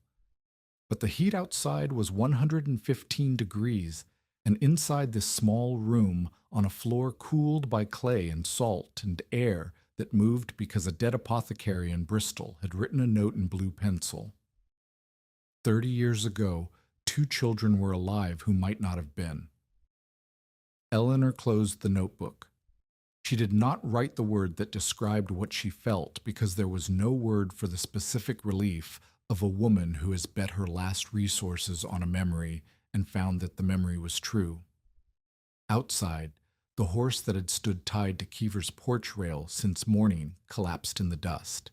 No one had thought to water it. The heat did not distinguish between neglect and poverty, between cruelty and ignorance. It took what it could reach. but it could not reach this room. The heat broke on the third morning. Not suddenly, the valley did not cool so much as exhale. The white sky developed a faint blue edge along the eastern mountains, and by noon, the temperature outside held at 106 instead of climbing past 112. The canal foreman reported a slight rise in the lateral flow. A breeze returned from the southwest, weak but steady, and the intake cloth on Eleanor's north vent swayed for the first time in 2 days. Eleanor did not celebrate. She opened the high vent to its full width, recharged one jar with weak reclaimed salts, and washed the intake cloth in clean water. She checked Rowan's forehead, cool, dry, normal. She checked Lottie, whom Tamsin had carried home the previous evening once the outside temperature dropped below 100. She refilled the pots. She recorded the numbers. Cool room at noon, August the 16th, 86 degrees. Outside, 106. Main cabin, 102. The system had held for 3 days of the worst heat the valley had produced that summer. It had held with compromised supplies, a dying wind, 2 sick children, and a woman who had not slept more than 4 hours in any night. It had held because the design was correct. Not perfect, not elegant, but correct in its physics, its materials, and its proportions. Now she had to prove it to everyone who had said it could not work. Brackett came on the morning of August the 18th. He came alone, on foot, which was unusual. Brackett rode everywhere.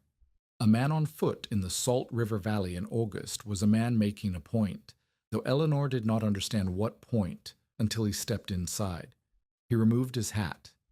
He had never removed his hat in her cabin before. The gesture was small and deliberate, and Eleanor recognized it for what it was, the respect a man gives to a room he takes seriously. "Show me," Brackett said. Eleanor pulled the canvas aside and led him into the cool room. The 30 pots sat in their rows, surfaces damp, the faint mineral smell of dissolved salts hanging in the air. The thermometer at child height read 87. Outside it was 108. Brackett touched a pot. His hand stayed on the clay for a long moment, feeling the moisture wick against his palm. He moved to the charged jar and touched the glaze. Condensation wet his fingers. "What is the temperature near this jar?" he asked. 82 at last charge. It climbs to 86 by the time the charge weakens. He looked at the intake vent, the stovepipe, the shade roof visible through the south wall's gap. He looked at the shallow trays beneath the pots. He looked at the charcoal marks on the sealed jars. "During the worst afternoon," Brackett said, "the 14th, what did the room hold?" 88 at the center, 82 near the charged jars. Outside was 116. Main cabin was 109. Brackett was quiet. He was not a man who changed his mind quickly. He had spent 30 years trusting adobe, depth, and mass, the 3 things that had kept frontier buildings cool since the Spanish missions. He had told Eleanor she needed $200 and 40 days. She had spent $10 and 19 days and built something he had not imagined. "I told you a house needed thick walls," Brackett said. His voice was careful, as if the words cost him something. "You built the thickness out of moving air." Eleanor said nothing. She let the sentence stand in the room the way the pots stood, quietly doing their work. "How much cooler than my office?" Brackett asked. His office was a small adobe building beside the lateral head gate, with walls 18 inches thick and a tile roof. "Your office holds around 96 in the worst heat. My cool room held 88. 8 degrees below adobe. 8 degrees below adobe, with pine walls and no cellar." Brackett put his hat back on. He stood in the doorway for a moment, looking at the rows of pots, the canvas partition, the notebook lying open on the shelf. I will tell the men at the canal what I measured here, Brackett said. I will not tell them I understand it because I do not understand the chemistry, but I understand measured results, and your results are better than Adobe. He walked back to Tempe. Eleanor watched him go and felt something she had not felt since Nathan died, the specific physical relief of being believed by someone who had the authority to dismiss her. The word spread the way information moved in small frontier communities, not through announcements, but through women talking to women and men repeating what they heard at the canal. Brackett told the ditch crew. The ditch crew told their wives. Their wives told Tamsin, who told them back what she had already seen with her own child limp in her arms. The story gained weight with each telling, not because it was exaggerated, but because the facts were strong enough to carry their own momentum. Eleanor's cool room had held below 90 during a heat wave that killed a man half a mile away. Within a week, 3 women came to Eleanor's cabin carrying crocks, pots, and questions. Marta Schultz, whose husband worked the canal night crew, brought a large stoneware jar she wanted to know if she should glaze or leave bare. Eleanor tapped it, listened to the sound, and told her to leave it bare but fire it at a lower temperature to keep the pores open. Eleanor did not charge for the advice. She could not have charged for it even if she wanted to. The knowledge was not a product. It was a principle. But she needed people to understand the principle, not just copy the shape. A pot without airflow was a pot that held warm water. A chemical charge without proper sealing was poison beside children. A vent without a shade roof was a hole that let hot air in. Eleanor drew a set of rules on a board with charcoal and hung it beside her door. Shade the air before it enters. Wet the clay. Vent high. Keep charged salts sealed and marked. Never drink from a charged jar. The rules were simple because the system was simple. The complexity was in the proportions, the firing, the clay selection, and the placement. All things that could be taught through demonstration, but not through a sign. Tamsin became the first student. She did not come to learn. She came to help. But help required understanding, and understanding required doing. Eleanor showed her how to wet the pots efficiently, not soaking them, which wasted water, but pouring slowly over the top and letting gravity carry the water down the curved surface. She showed her how to feel whether a pot was sweating by pressing the back of the hand against the clay. She showed her how to read the thermometer at the same time each day and record the number. You are not measuring the temperature, Eleanor told her. You are measuring the difference. The room is not cold. The room is cooler. The number tells you by how much. Tamsin copied the measurements into her own notebook, a child's slate she kept in her apron pocket. She measured her own cabin, which had thicker walls than Eleanor's, but no vents, no pots, and no chemical charges. Main room at noon, 102. Outside, 110. An 8-degree difference earned by adobe mass alone. Eleanor measured her cool room at the same hour. 87. A 23-degree difference earned by clay, air, and salt. The numbers told the story that words could not. Tamsin looked at the 2 figures side by side on her slate and said nothing for a long time. How many pots do I need? Tamsin asked. How large is the room you want to cool? 8 by 10. 20 pots, staggered rows, finger-width gaps. A low vent facing north, screened and damp. A high vent on the south wall, pipe to clear the roof line. Shade the pipe, whitewash the roof. And the chemical jars? Those you can use or not. The pots alone will give you 10 to 12 degrees. The charges add another 8 to 10 in peak hours. But the charges require clean saltpeter and sal ammoniac, and they require discipline. The jars must be sealed. The children must not touch them. The drinking water must never come from a charge vessel. Where do I get pots that breathe? Eleanor looked at her. Raphaela, she said. Raphaela Peralta had not come to Eleanor's cabin during the heat wave. She had sent jars. She had sent advice through Beatrice, who walked to Hayden's ferry on the cool mornings to collect fired pots and carry messages. But Raphaela herself had stayed at her kiln, firing the last batches, mixing clay, and dealing with her own heat by the method she had used for decades. Thick adobe walls, a ramada that caught the canyon breeze, and water olas she set on every surface. When Eleanor walked to Raphaela's yard after the heat broke, she found the older woman sitting under the ramada with a pot on her lap, scraping the interior with a curved bone tool. The kiln was cold. The clay pit was covered. 24 pots sat on boards in the shade, drying for their second fire. "Your room held," Raphaela said. It was not a question. She had known it would hold because she had made the pots and understood what they could do. It held. 88 at the worst hour. How many charged jars? 2 at peak, 1 compromised by damp salt. Raphaela set the pot down and looked at Eleanor with an expression that was difficult to read. Pride was part of it. Satisfaction was part of it. But there was something else. The look of a woman who has spent a lifetime making useful things and has finally met someone who uses them to their full capacity. "People will come to you now," Raphaela said. "They will want pots.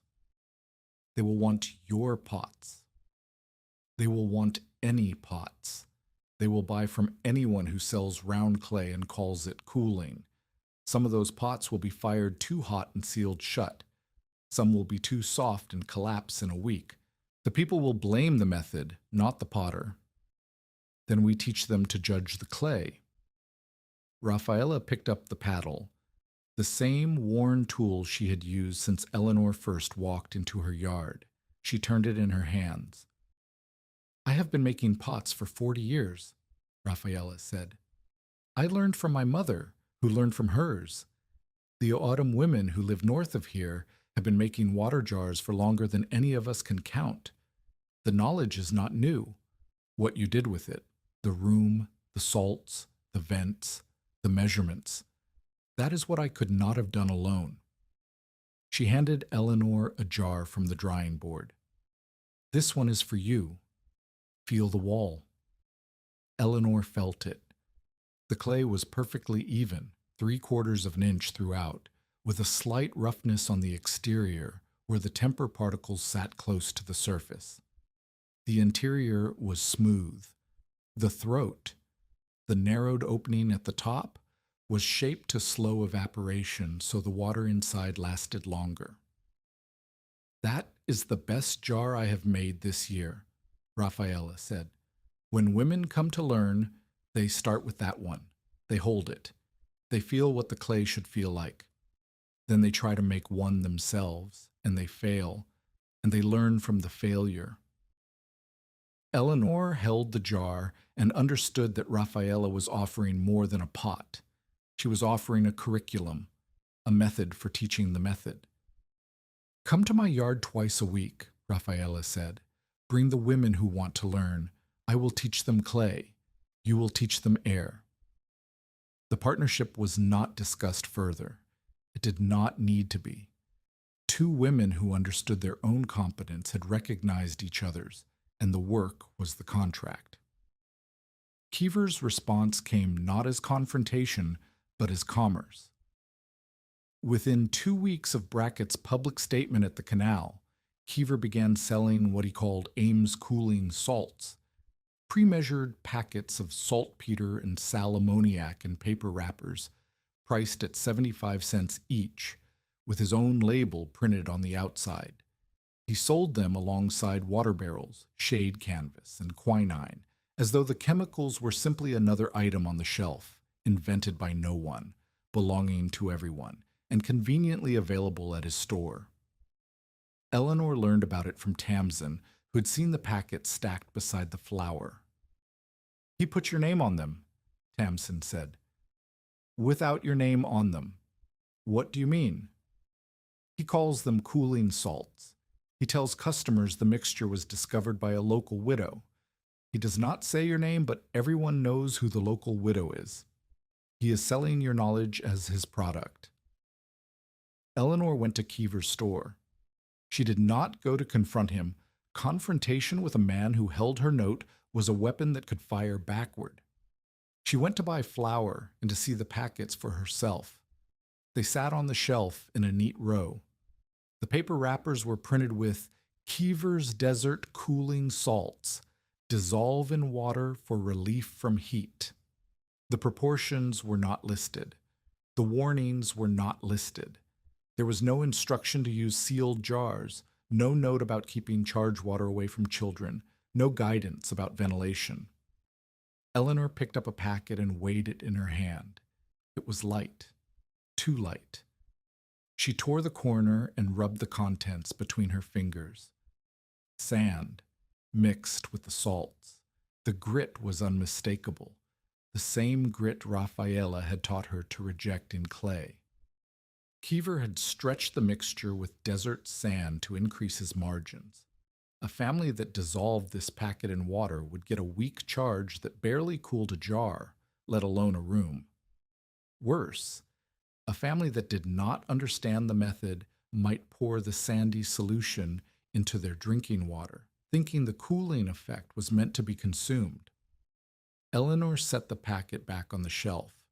She said nothing to Kever, who watched her from behind the counter with the attentive stillness of a man who knows he is being evaluated. She walked home and sat in the cool room with the door closed. The pot sweated, the air moved, and she thought about what Raphaela had predicted. People will buy from anyone who sells round clay and calls it cooling. The danger was not that Kever was selling salts. The danger was that Kever was selling salts badly, and when the bad salts failed, the method itself would be blamed.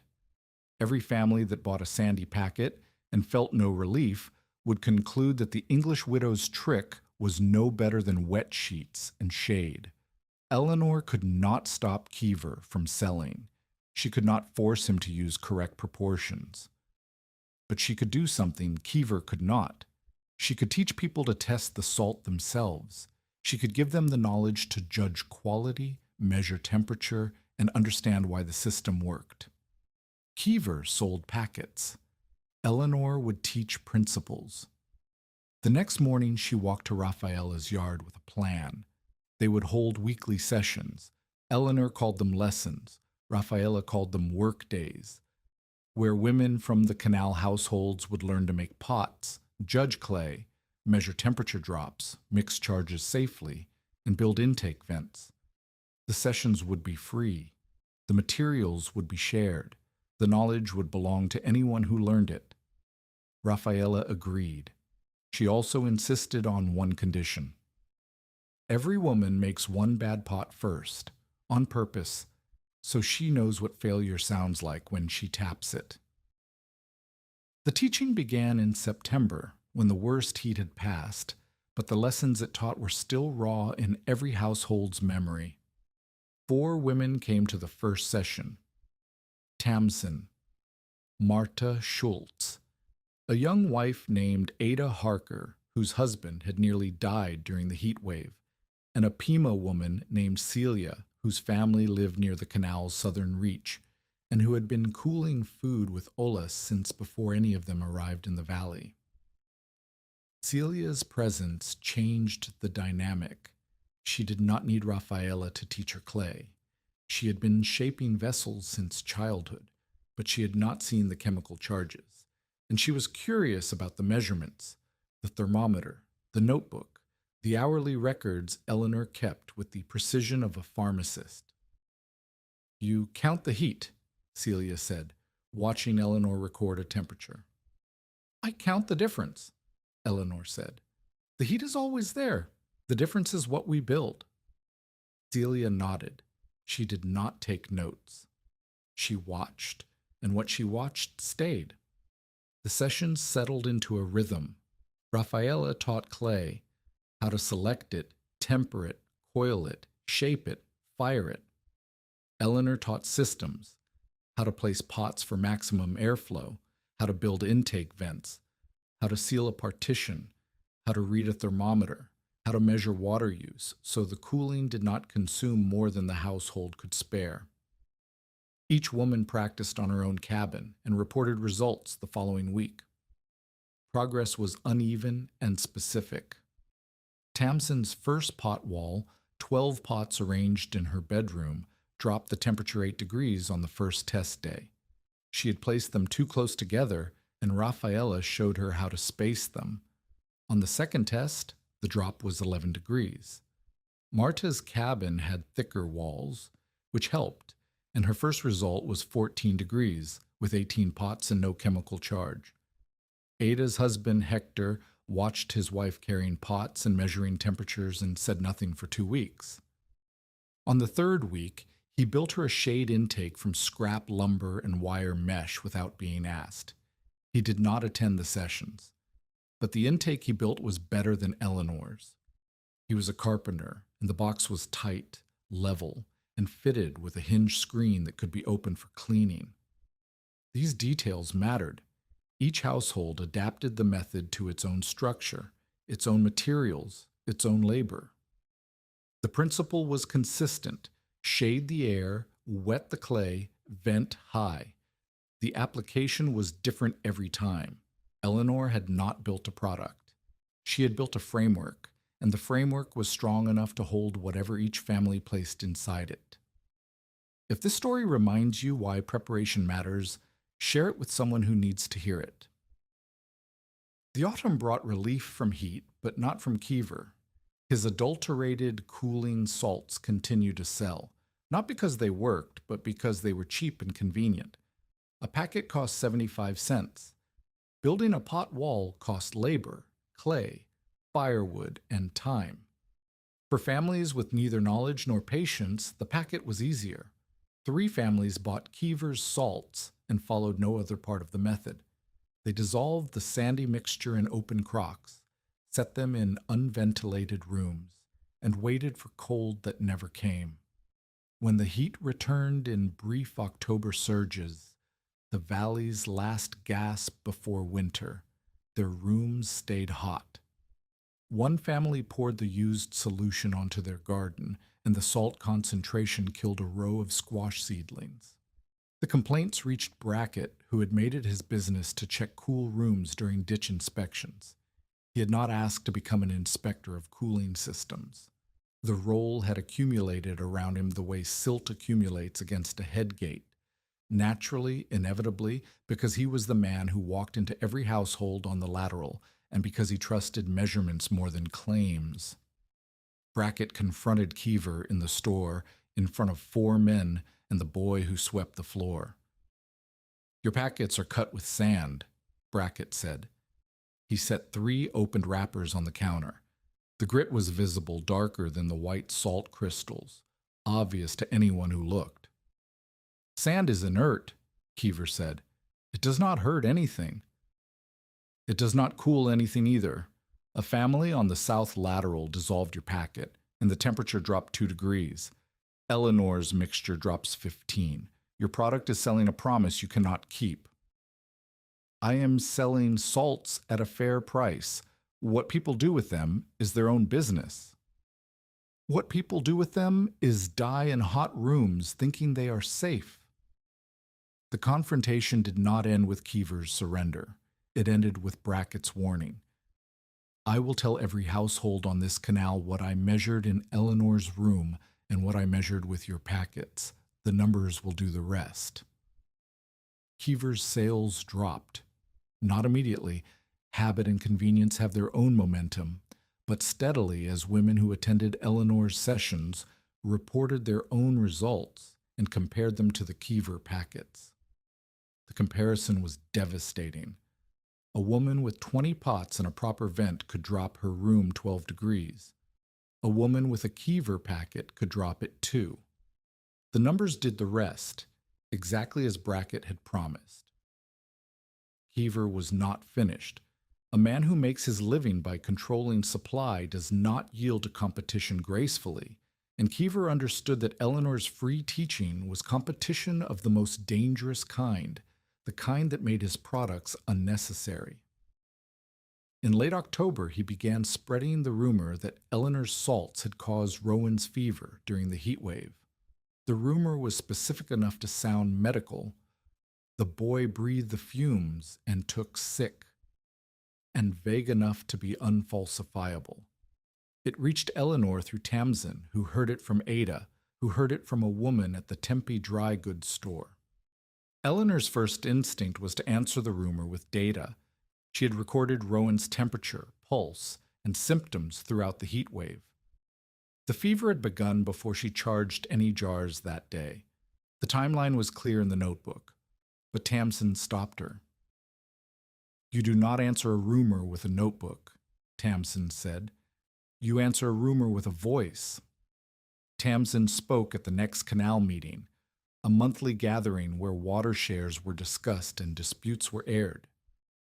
She stood in front of Brackett, Kever, and 18 men and women from the lateral households. She held Lottie on her hip, and she spoke in the plain, unadorned voice of a mother who had carried her limp child into a room made of clay and salt water. "My daughter was dying," Tamsin said. "Not sick, dying. Her skin was red, and her eyes were open, and she could not see me. I carried her to Eleanor's cabin because I had nowhere else to go. Eleanor put her on the floor between the pots and pressed wet cloths against her neck. 3 hours later, Lottie was crying and pulling at my dress and asking for milk." She looked at Kever. "My child breathed because of those pots. Do not tell me the salts made anyone sick." The room was quiet. Kever did not respond. He did not need to. The silence was the response, and everyone in the room understood what it meant. The rumor did not disappear. Rumors never fully disappear. But it lost its teeth. The women who had seen the cool room, who had measured the temperatures, who had watched their own children sleep through afternoons that killed grown men in plank shacks. These women did not need to argue. They simply told the truth, and the truth had numbers attached. Winter came to the Salt River Valley in November, not the killing winter of the northern plains, but a gentle cooling that dropped nighttime temperatures into the 50s and made daytime bearable without intervention. The pots dried. The charged jars were emptied and stored. Eleanor cleaned the cool room, swept the trays, and covered the intake vent with a board. She spent the winter months working with Raphaela, building an inventory of pots for the spring. They fired twice a week, producing 12 to 15 sound jars per firing. Raphaela's kiln could hold 8 at a time. They were building a stockpile. It was during these winter firing sessions that the partnership deepened into something Eleanor had not expected. Raphaela talked while she worked, not constantly. She was not a garrulous woman, but in pieces, the way a fire gives off heat. Steadily, without drama, warming whatever was near. She told Eleanor about her mother, who had come north from Hermosillo with a husband who died in the copper mines near Clifton. She told her about learning to judge clay by the smell of the riverbank. Wet clay that smells like iron is strong clay. Wet clay that smells like nothing has been washed too many times. She told her about the O'odham women who fired pots in open pits without kilns, controlling temperature by the size and density of the fuel, and whose vessels lasted decades in the desert heat. They have been cooling water in clay since before anyone with a European name stood in this valley, Raphaela said.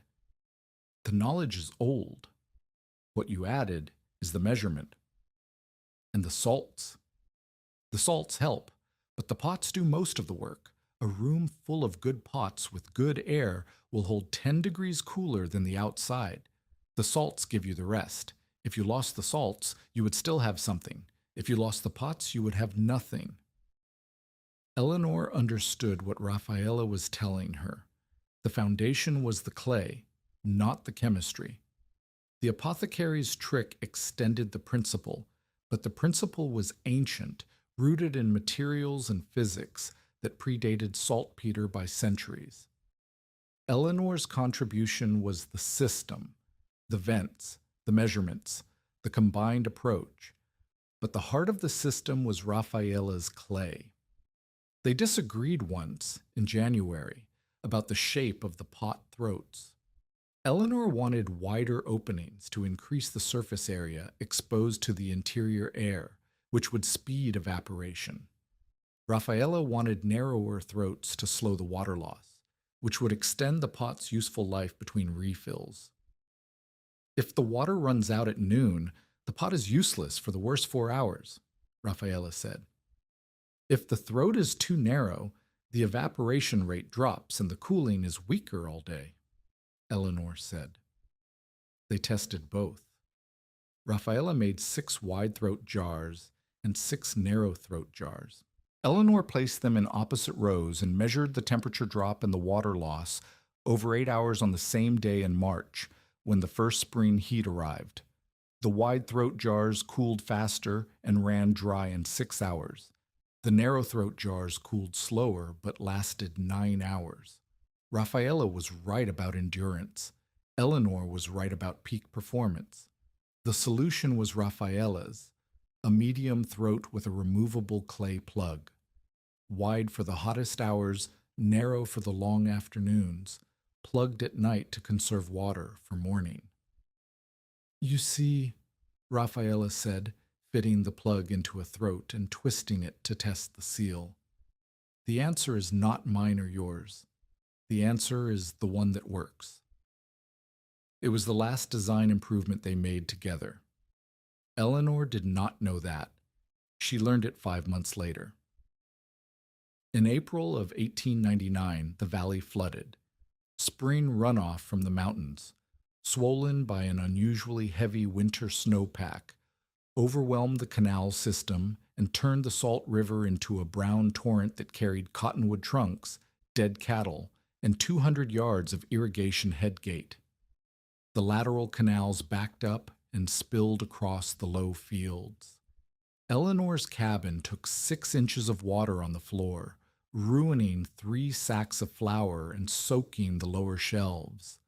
The flood passed in a week, but it left dampness in every wall, every floor, and every human chest that breathed the silted air. Raphaela, whose yard sat closer to the river, took water through her kiln. The adobe bricks at the fire mouth cracked and settled. She rebuilt the lower courses in May, working in mud and damp heat that would have challenged a younger woman. By June, Raphaela's cough had become constant. Not the dry cough of dust inhalation, but a wet, deep sound that came from her chest and brought color to the cloth she pressed against her mouth. Eleanor brought her willow bark tea and honey. Raphaela drank the tea and continued working. Stop firing until the cough clears, Eleanor said. If I stop firing, there are no pots in July, Raphaela said.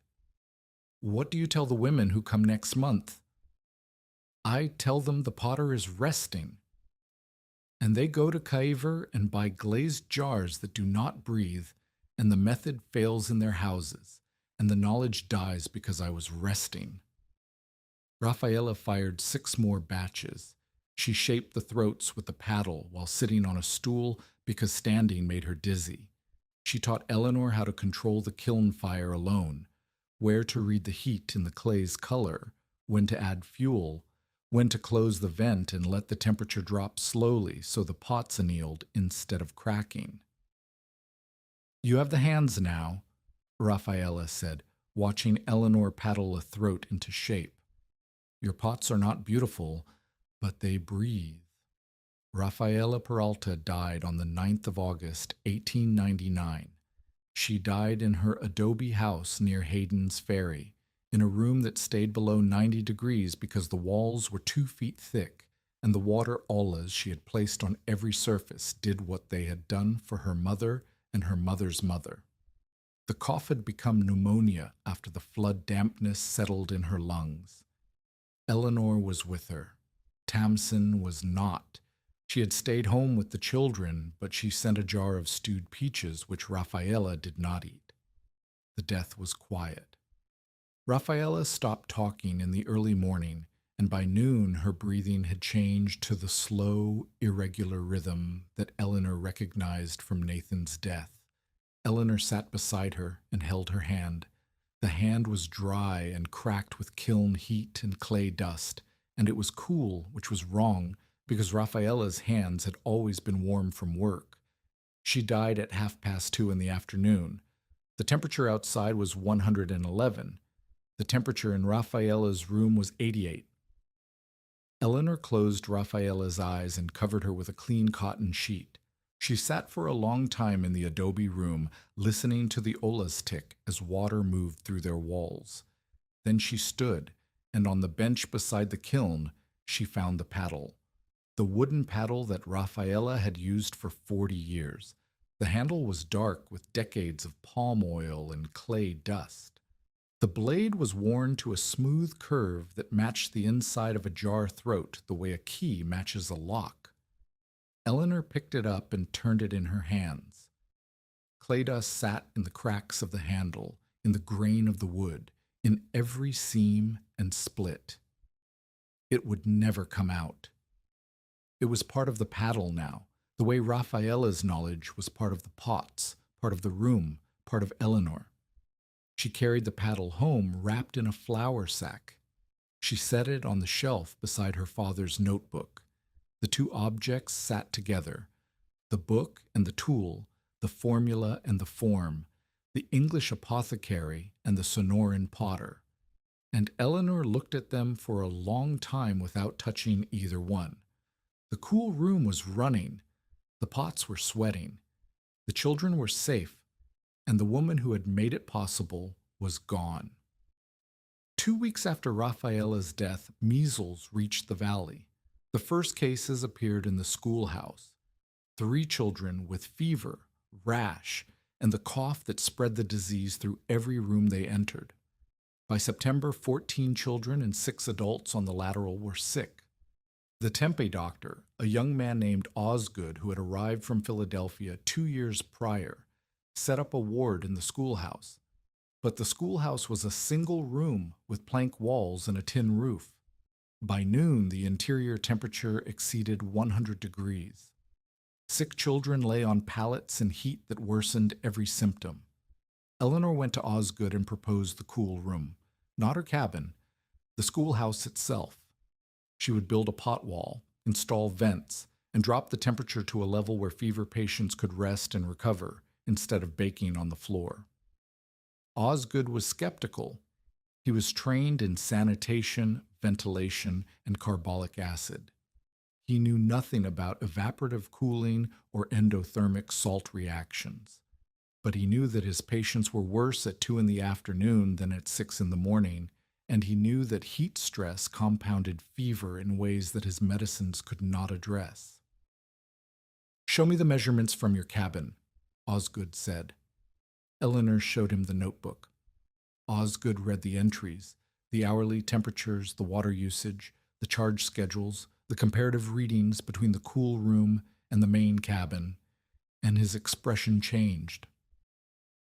"You have been running this as an experiment," he said. "I've been running it as a household, but I recorded everything. These are better records than most of my colleagues keep." Eleanor did not tell him that the recording habit came from her father, who had kept daily notes on every preparation, every patient response, and every failure in his shop. She simply showed Osgood the numbers and let the numbers do what they had done for Brackett, make the case that words could not. Osgood gave her the schoolhouse. The construction took 5 days. Eleanor, Tamsin, and Ada Harker built a pot wall of 48 jars along the schoolhouse's north interior wall. Brackett's canal crew cut the vent holes. Hector Harker built the intake box. Marta Schultz whitewashed the roof. Eleanor installed a high vent shaft. A length of stovepipe extended through the roof and capped with a tin cone to keep rain out. and wrapped the upper portion in black iron to heat the column and strengthen the draft. The chemical charges were kept in a locked wooden cabinet that Brackett nailed shut with a hasp and padlock. Only Eleanor and Osgood had keys. The locked shelf was a rule Eleanor had established after Kever's adulterated packets. No child, no untrained adult, and no storekeeper would touch the sealed jars. The schoolhouse cool room opened on September the 22nd. 12 sick children and 3 adults were moved inside. The temperature at noon, with all 48 pots wet and 2 jars charged, was 86 degrees. Outside, 104. The tin-roofed main room, 99.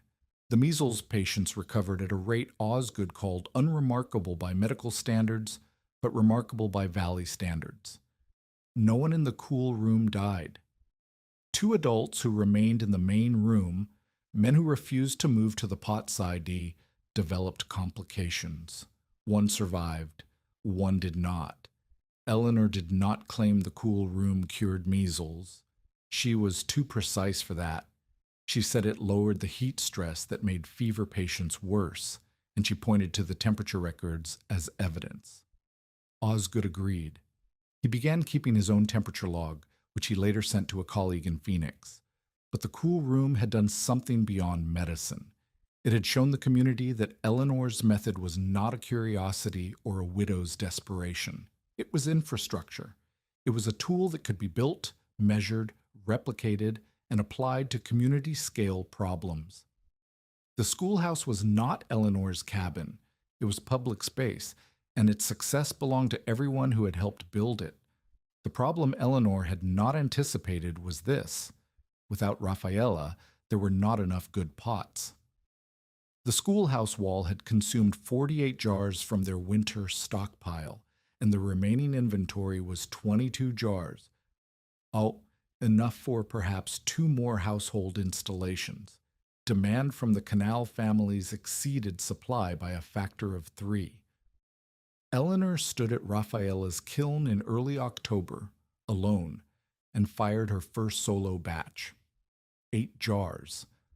She controlled the temperature by watching the clay's color shift from rust to orange. She fed the mesquite in small quantities, never letting the fire flare. She closed the vent when the clay reached the pale tone that Raphaela had taught her, meant the pores were open, but the structure was set. 6 of the 8 survived. 2 cracked at the base, the same failure point Raphaela had shown her in the very first firing. Eleanor tossed the broken pots into the temper basket. She mixed the shards into the next batch of clay. Raphaela had said, "Nothing is wasted. Old pots become part of new pots."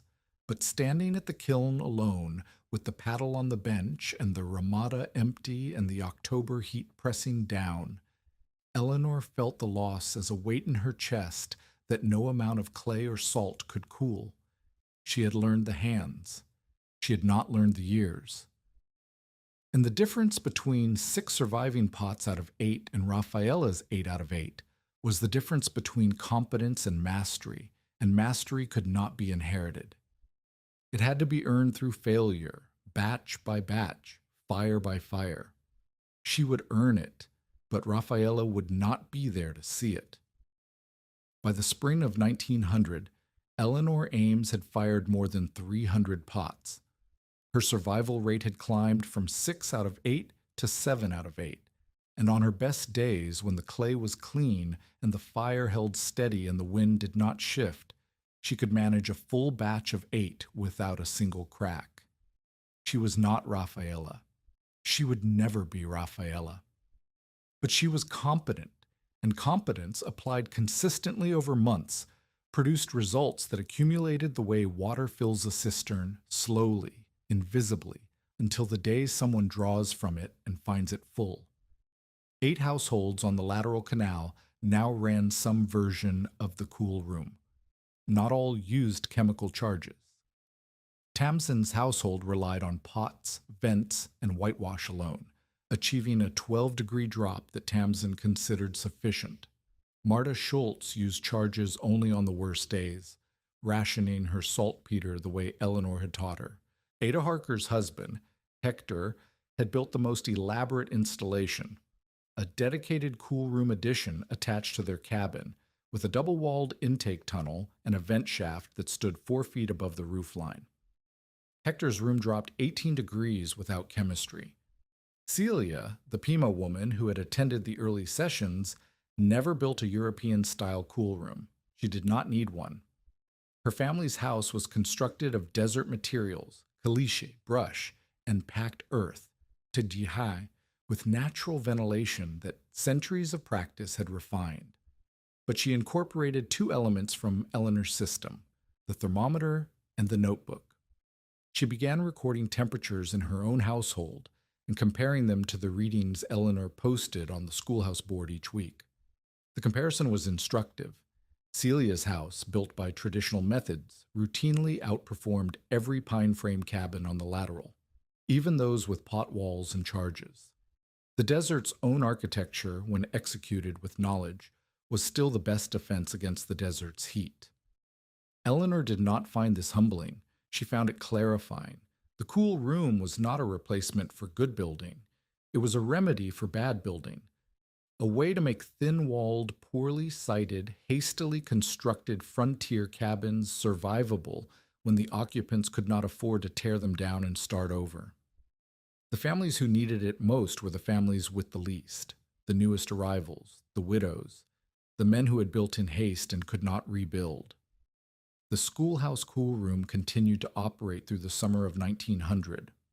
Osgood, the Tempe doctor, expanded it by adding a second row of pots along the west wall and installing a larger intake vent. He also began ordering clean saltpeter directly from a Phoenix supplier, bypassing Kever entirely. The locked cabinet held 6 sealed charge jars, and Osgood kept a temperature log that he updated 3 times daily, a habit Eleanor recognized as her own, transmitted through demonstration. Brackett, who had once told Eleanor she needed $200 and 40 days of adobe work, now checked cool rooms during his canal inspections with the same matter-of-fact attention he gave to head gates and flow gauges. He carried a small thermometer in his vest pocket, a habit he had picked up from Eleanor, and he measured every installation he visited. His reports to the canal board included a column for cool room temperature alongside lateral flow and ditch condition. No one had asked him to add the column. He added it because the numbers mattered, and Brackett was a man who believed in numbers. The method was spreading, not rapidly. This was not a product that could be shipped in crates or advertised in newspapers. It spread the way skills spread in small communities, through demonstration, repetition, and trust. A woman who had seen Tamsin's pot wall told her sister in Mesa. The sister visited Eleanor. Eleanor showed her the system, walked her through the measurements, and sent her home with 2 pots and a page of notes. 6 weeks later, the sister's husband rode to Eleanor's cabin to report that their cool room held 14 degrees below the main house. Each report was a data point. Each data point was a validation. And each validation was a quiet answer to the laughter that had followed Eleanor out of Kever's store a year and a half ago. Kever's reckoning did not arrive as a single dramatic scene. It arrived as a summer, a shed, and a shelf full of ruined goods. The summer of 1900 was hotter than 1897. Not by much. The valley's temperatures varied by only a few degrees from year to year, but enough that the margins tightened. The canal flow was low again. The lateral households rationed water. And Kever's shade shed, the canvas-roofed enclosure behind his store, where families paid 50 cents a day to sit in shade, proved once again what shade alone could not do.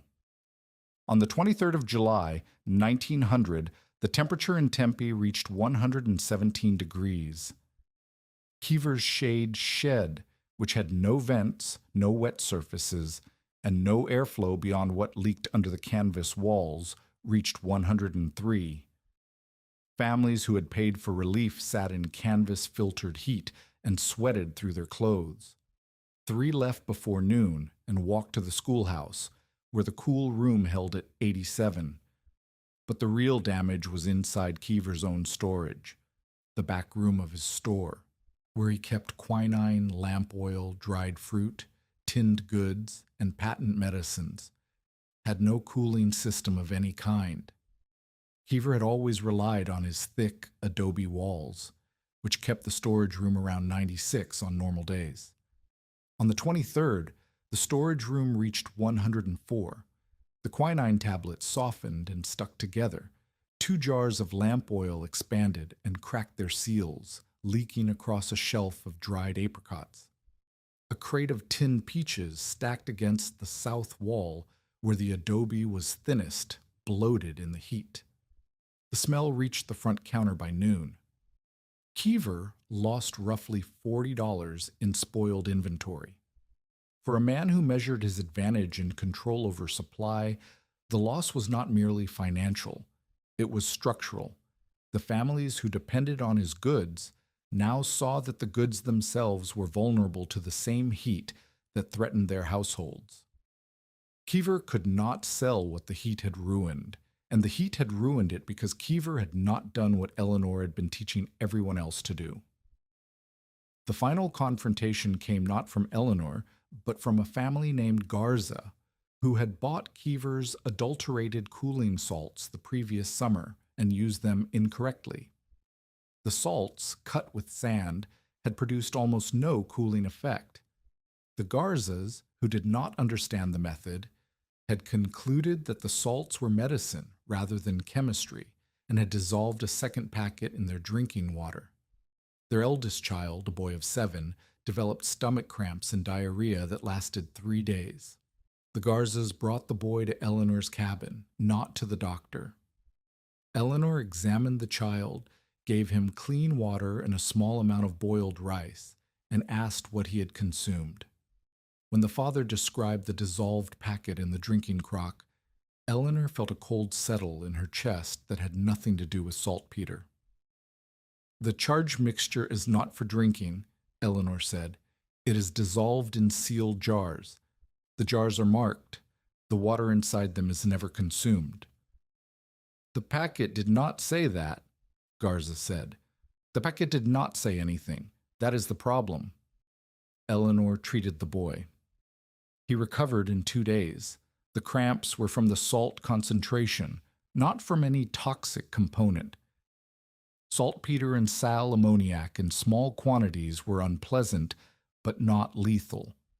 But the incident crystallized what Eleanor had known since she first saw the sandy packets on Kever's shelf. Bad knowledge, sold as a product, was more dangerous than no knowledge at all. She went to Brackett. Brackett went to Kever. And this time, Brackett did not go alone. He brought Eleanor, Tamsin, and Osgood. They stood in Kever's store on a Wednesday morning, and Brackett laid the case out with the precision of a man reading a canal gauge. "Your packets contain sand," Brackett said. "Your packets carry no instructions. A family used your product as a beverage and their child was sick for 3 days. Eleanor's method, taught freely, has been operating in 8 households and a schoolhouse for over a year without a single injury. Your product, sold for profit, has caused harm." Kever stood behind his counter and looked at the 4 people in front of him. He was not stupid. He could count votes as well as he counted debts. Brackett controlled the canal. Osgood controlled the medical authority. Tamsin controlled the women's network, and Eleanor controlled the knowledge. "What do you want?" Kever asked. "Read the rule," Brackett said. He meant the rule Eleanor had written on the schoolhouse board. Brackett had copied it onto a piece of paper, and he set it on Kever's counter. "Shade the air, wet the clay, vent high. Keep charged salt sealed. Never drink from a charged jar. No sand. No selling danger as knowledge." The last 2 lines were new. Eleanor had added them that morning. "Read it aloud," Brackett said. Kever read it. His voice was flat and tight. He did not look at Eleanor. He did not look at anyone. He read the words the way a man reads a verdict he cannot appeal. When he finished, Brackett took the paper back. If you sell cooling salts, they will be clean and they will carry instructions. If you cannot manage that, you will not sell them at all. Kever did not become kind. He did not apologize. He did not concede that Eleanor's method was superior to his inventory. He said one thing, addressed to no one in particular, while staring at the shelf where his packets had sat. Her figures are better than mine. It was enough, not because it was generous. It was not generous. It was arithmetic. Kever was a man who understood margins, and Eleanor's margins were wider than his. He could not compete with free knowledge delivered through community teaching. He could not compete with measured results posted on a public board. He could not compete with women who tested their own crocks and recorded their own numbers. He stopped selling the packets. He did not stop resenting Eleanor. But resentment without leverage is just weather, unpleasant, persistent, and ultimately harmless.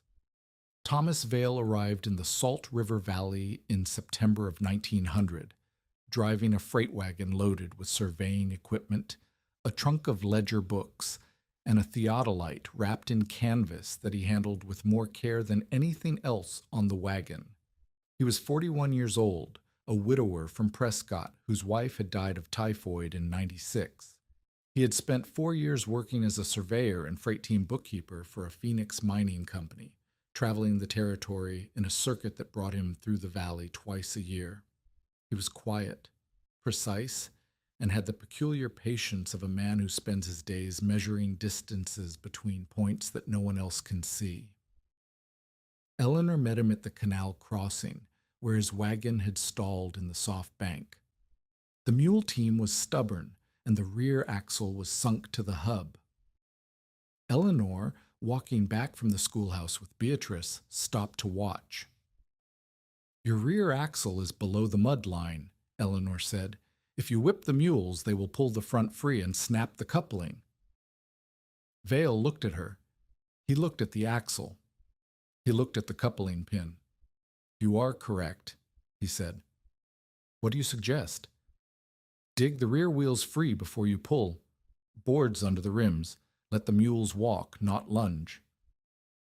Vail considered this for a moment.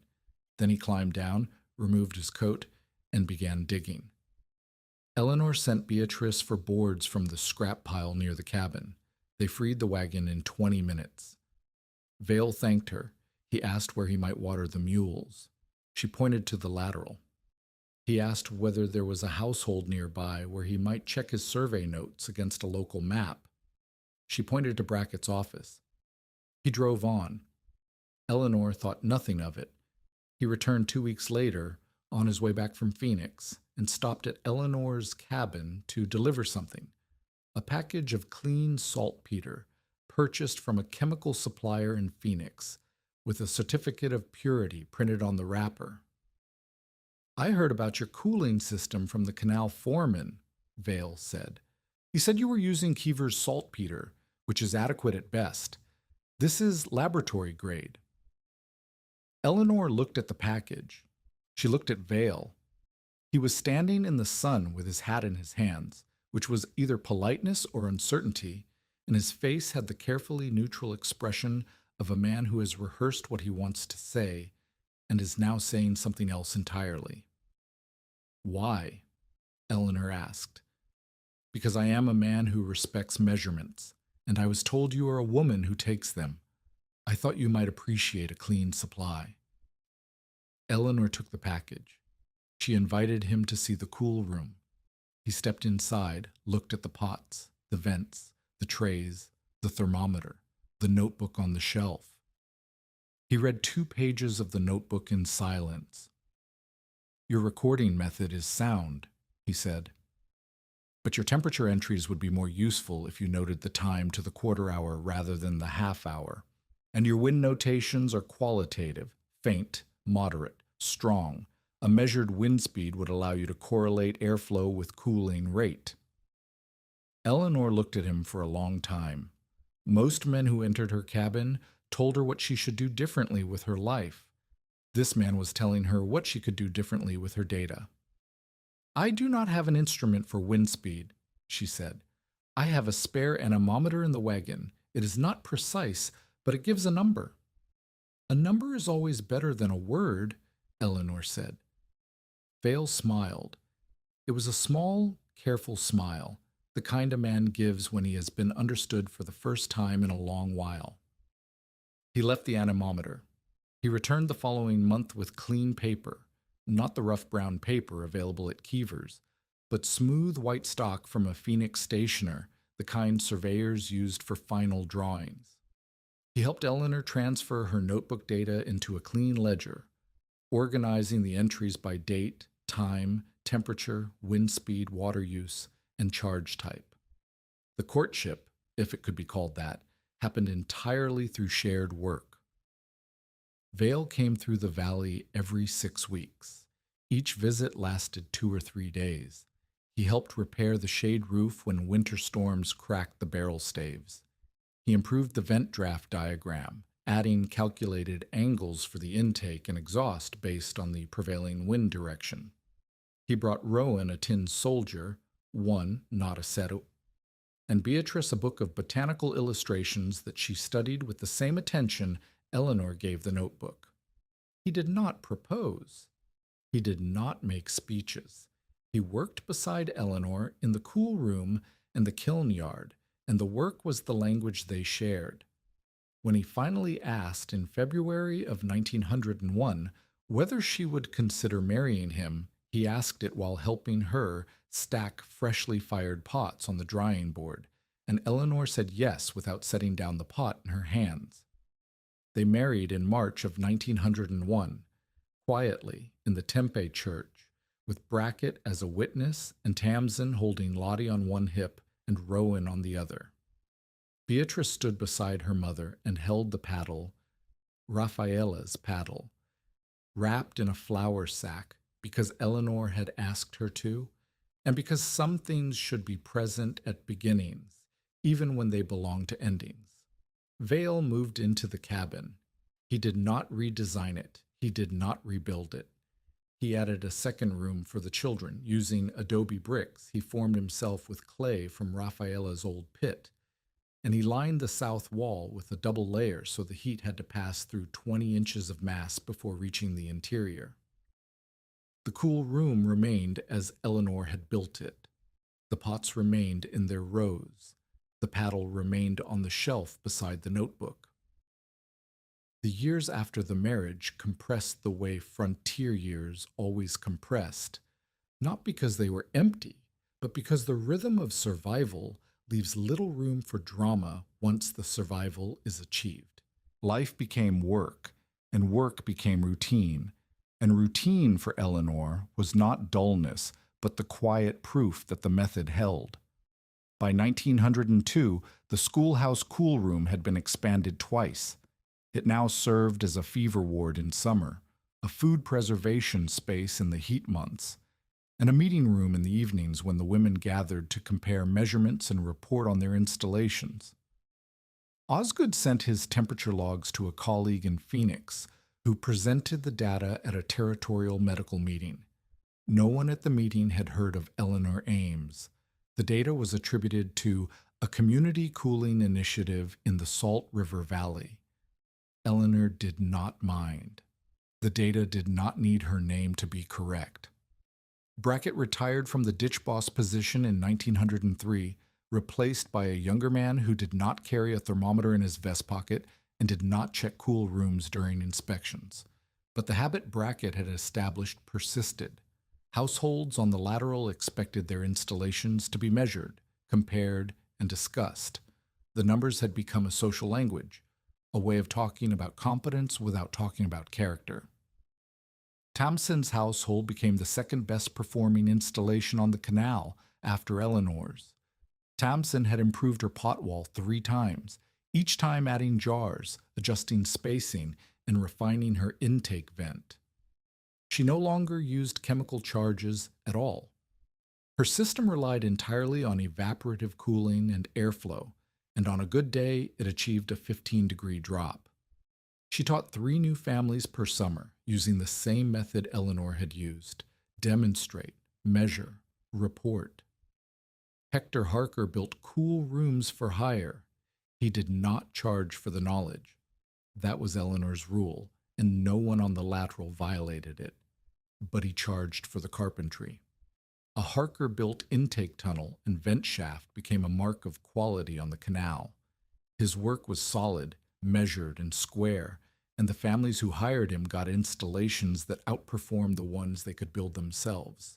Kever sold his store in 1904 and moved to Phoenix, where the market was larger and the memory was shorter.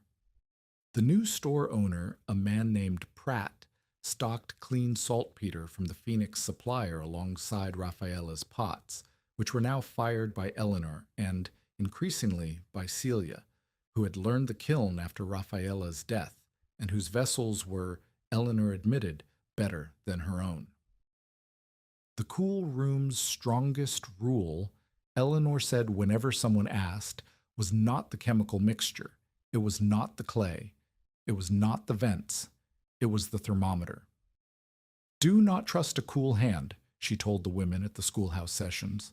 A cool hand tells you what your skin feels. The glass tells you what the air is. Trust the glass. The phrase became a shorthand on the canal. When a woman reported her cool room's performance, she said the number, not the feeling. 87, 91, 84. The numbers were honest in a way that feelings could not be, and honesty, in a valley where heat killed quietly and without warning, was not a luxury. It was the method.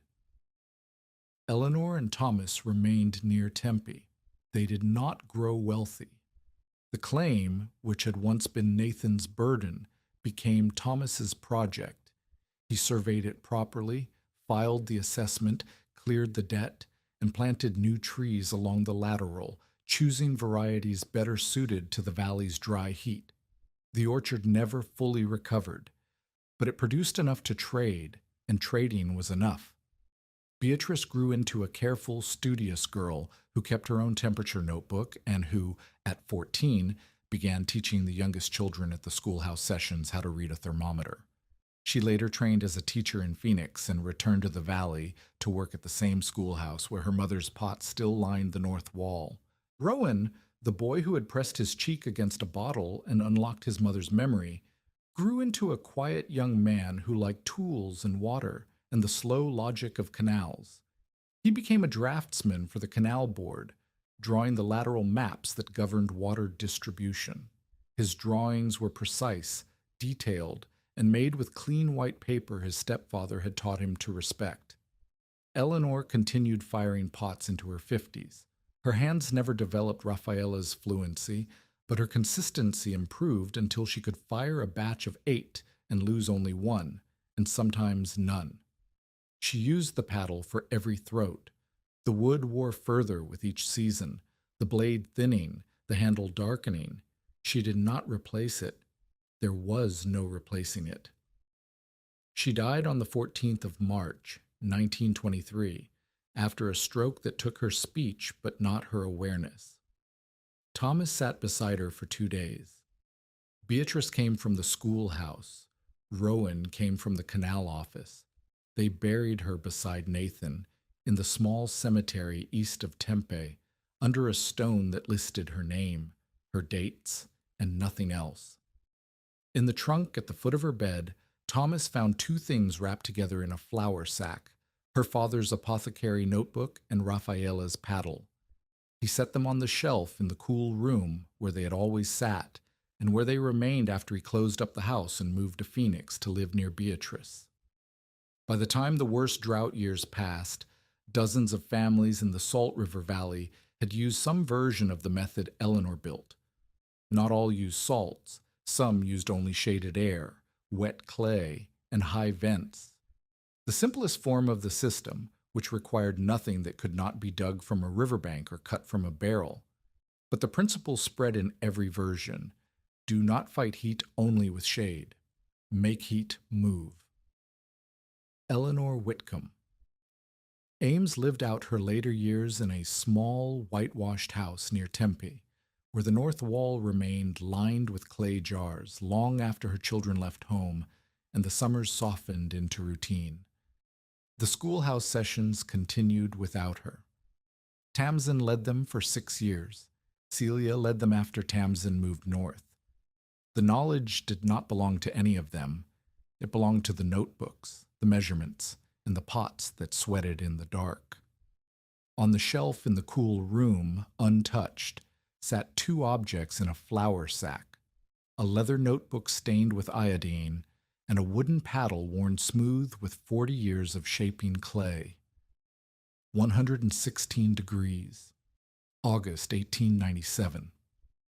A valley where shade sheds charged 50 cents, and old men died in chairs with warm water in their hands. Warren Kever had stood behind his counter, read a list of saltpeter and sal ammoniac and unglazed jars, and asked, "You planning to salt the desert until it grows soup?" The answer was not a speech. It was a room full of sleeping children during a heat wave, clay sweating in the dark, a thermometer holding below 90 while the boards outside burned the hand. Eleanor's fingers touching the side of a cold jar, just as her father once placed her hand against a sweating bottle in Bristol. She had not salted the desert. She had taught it to give back the heat.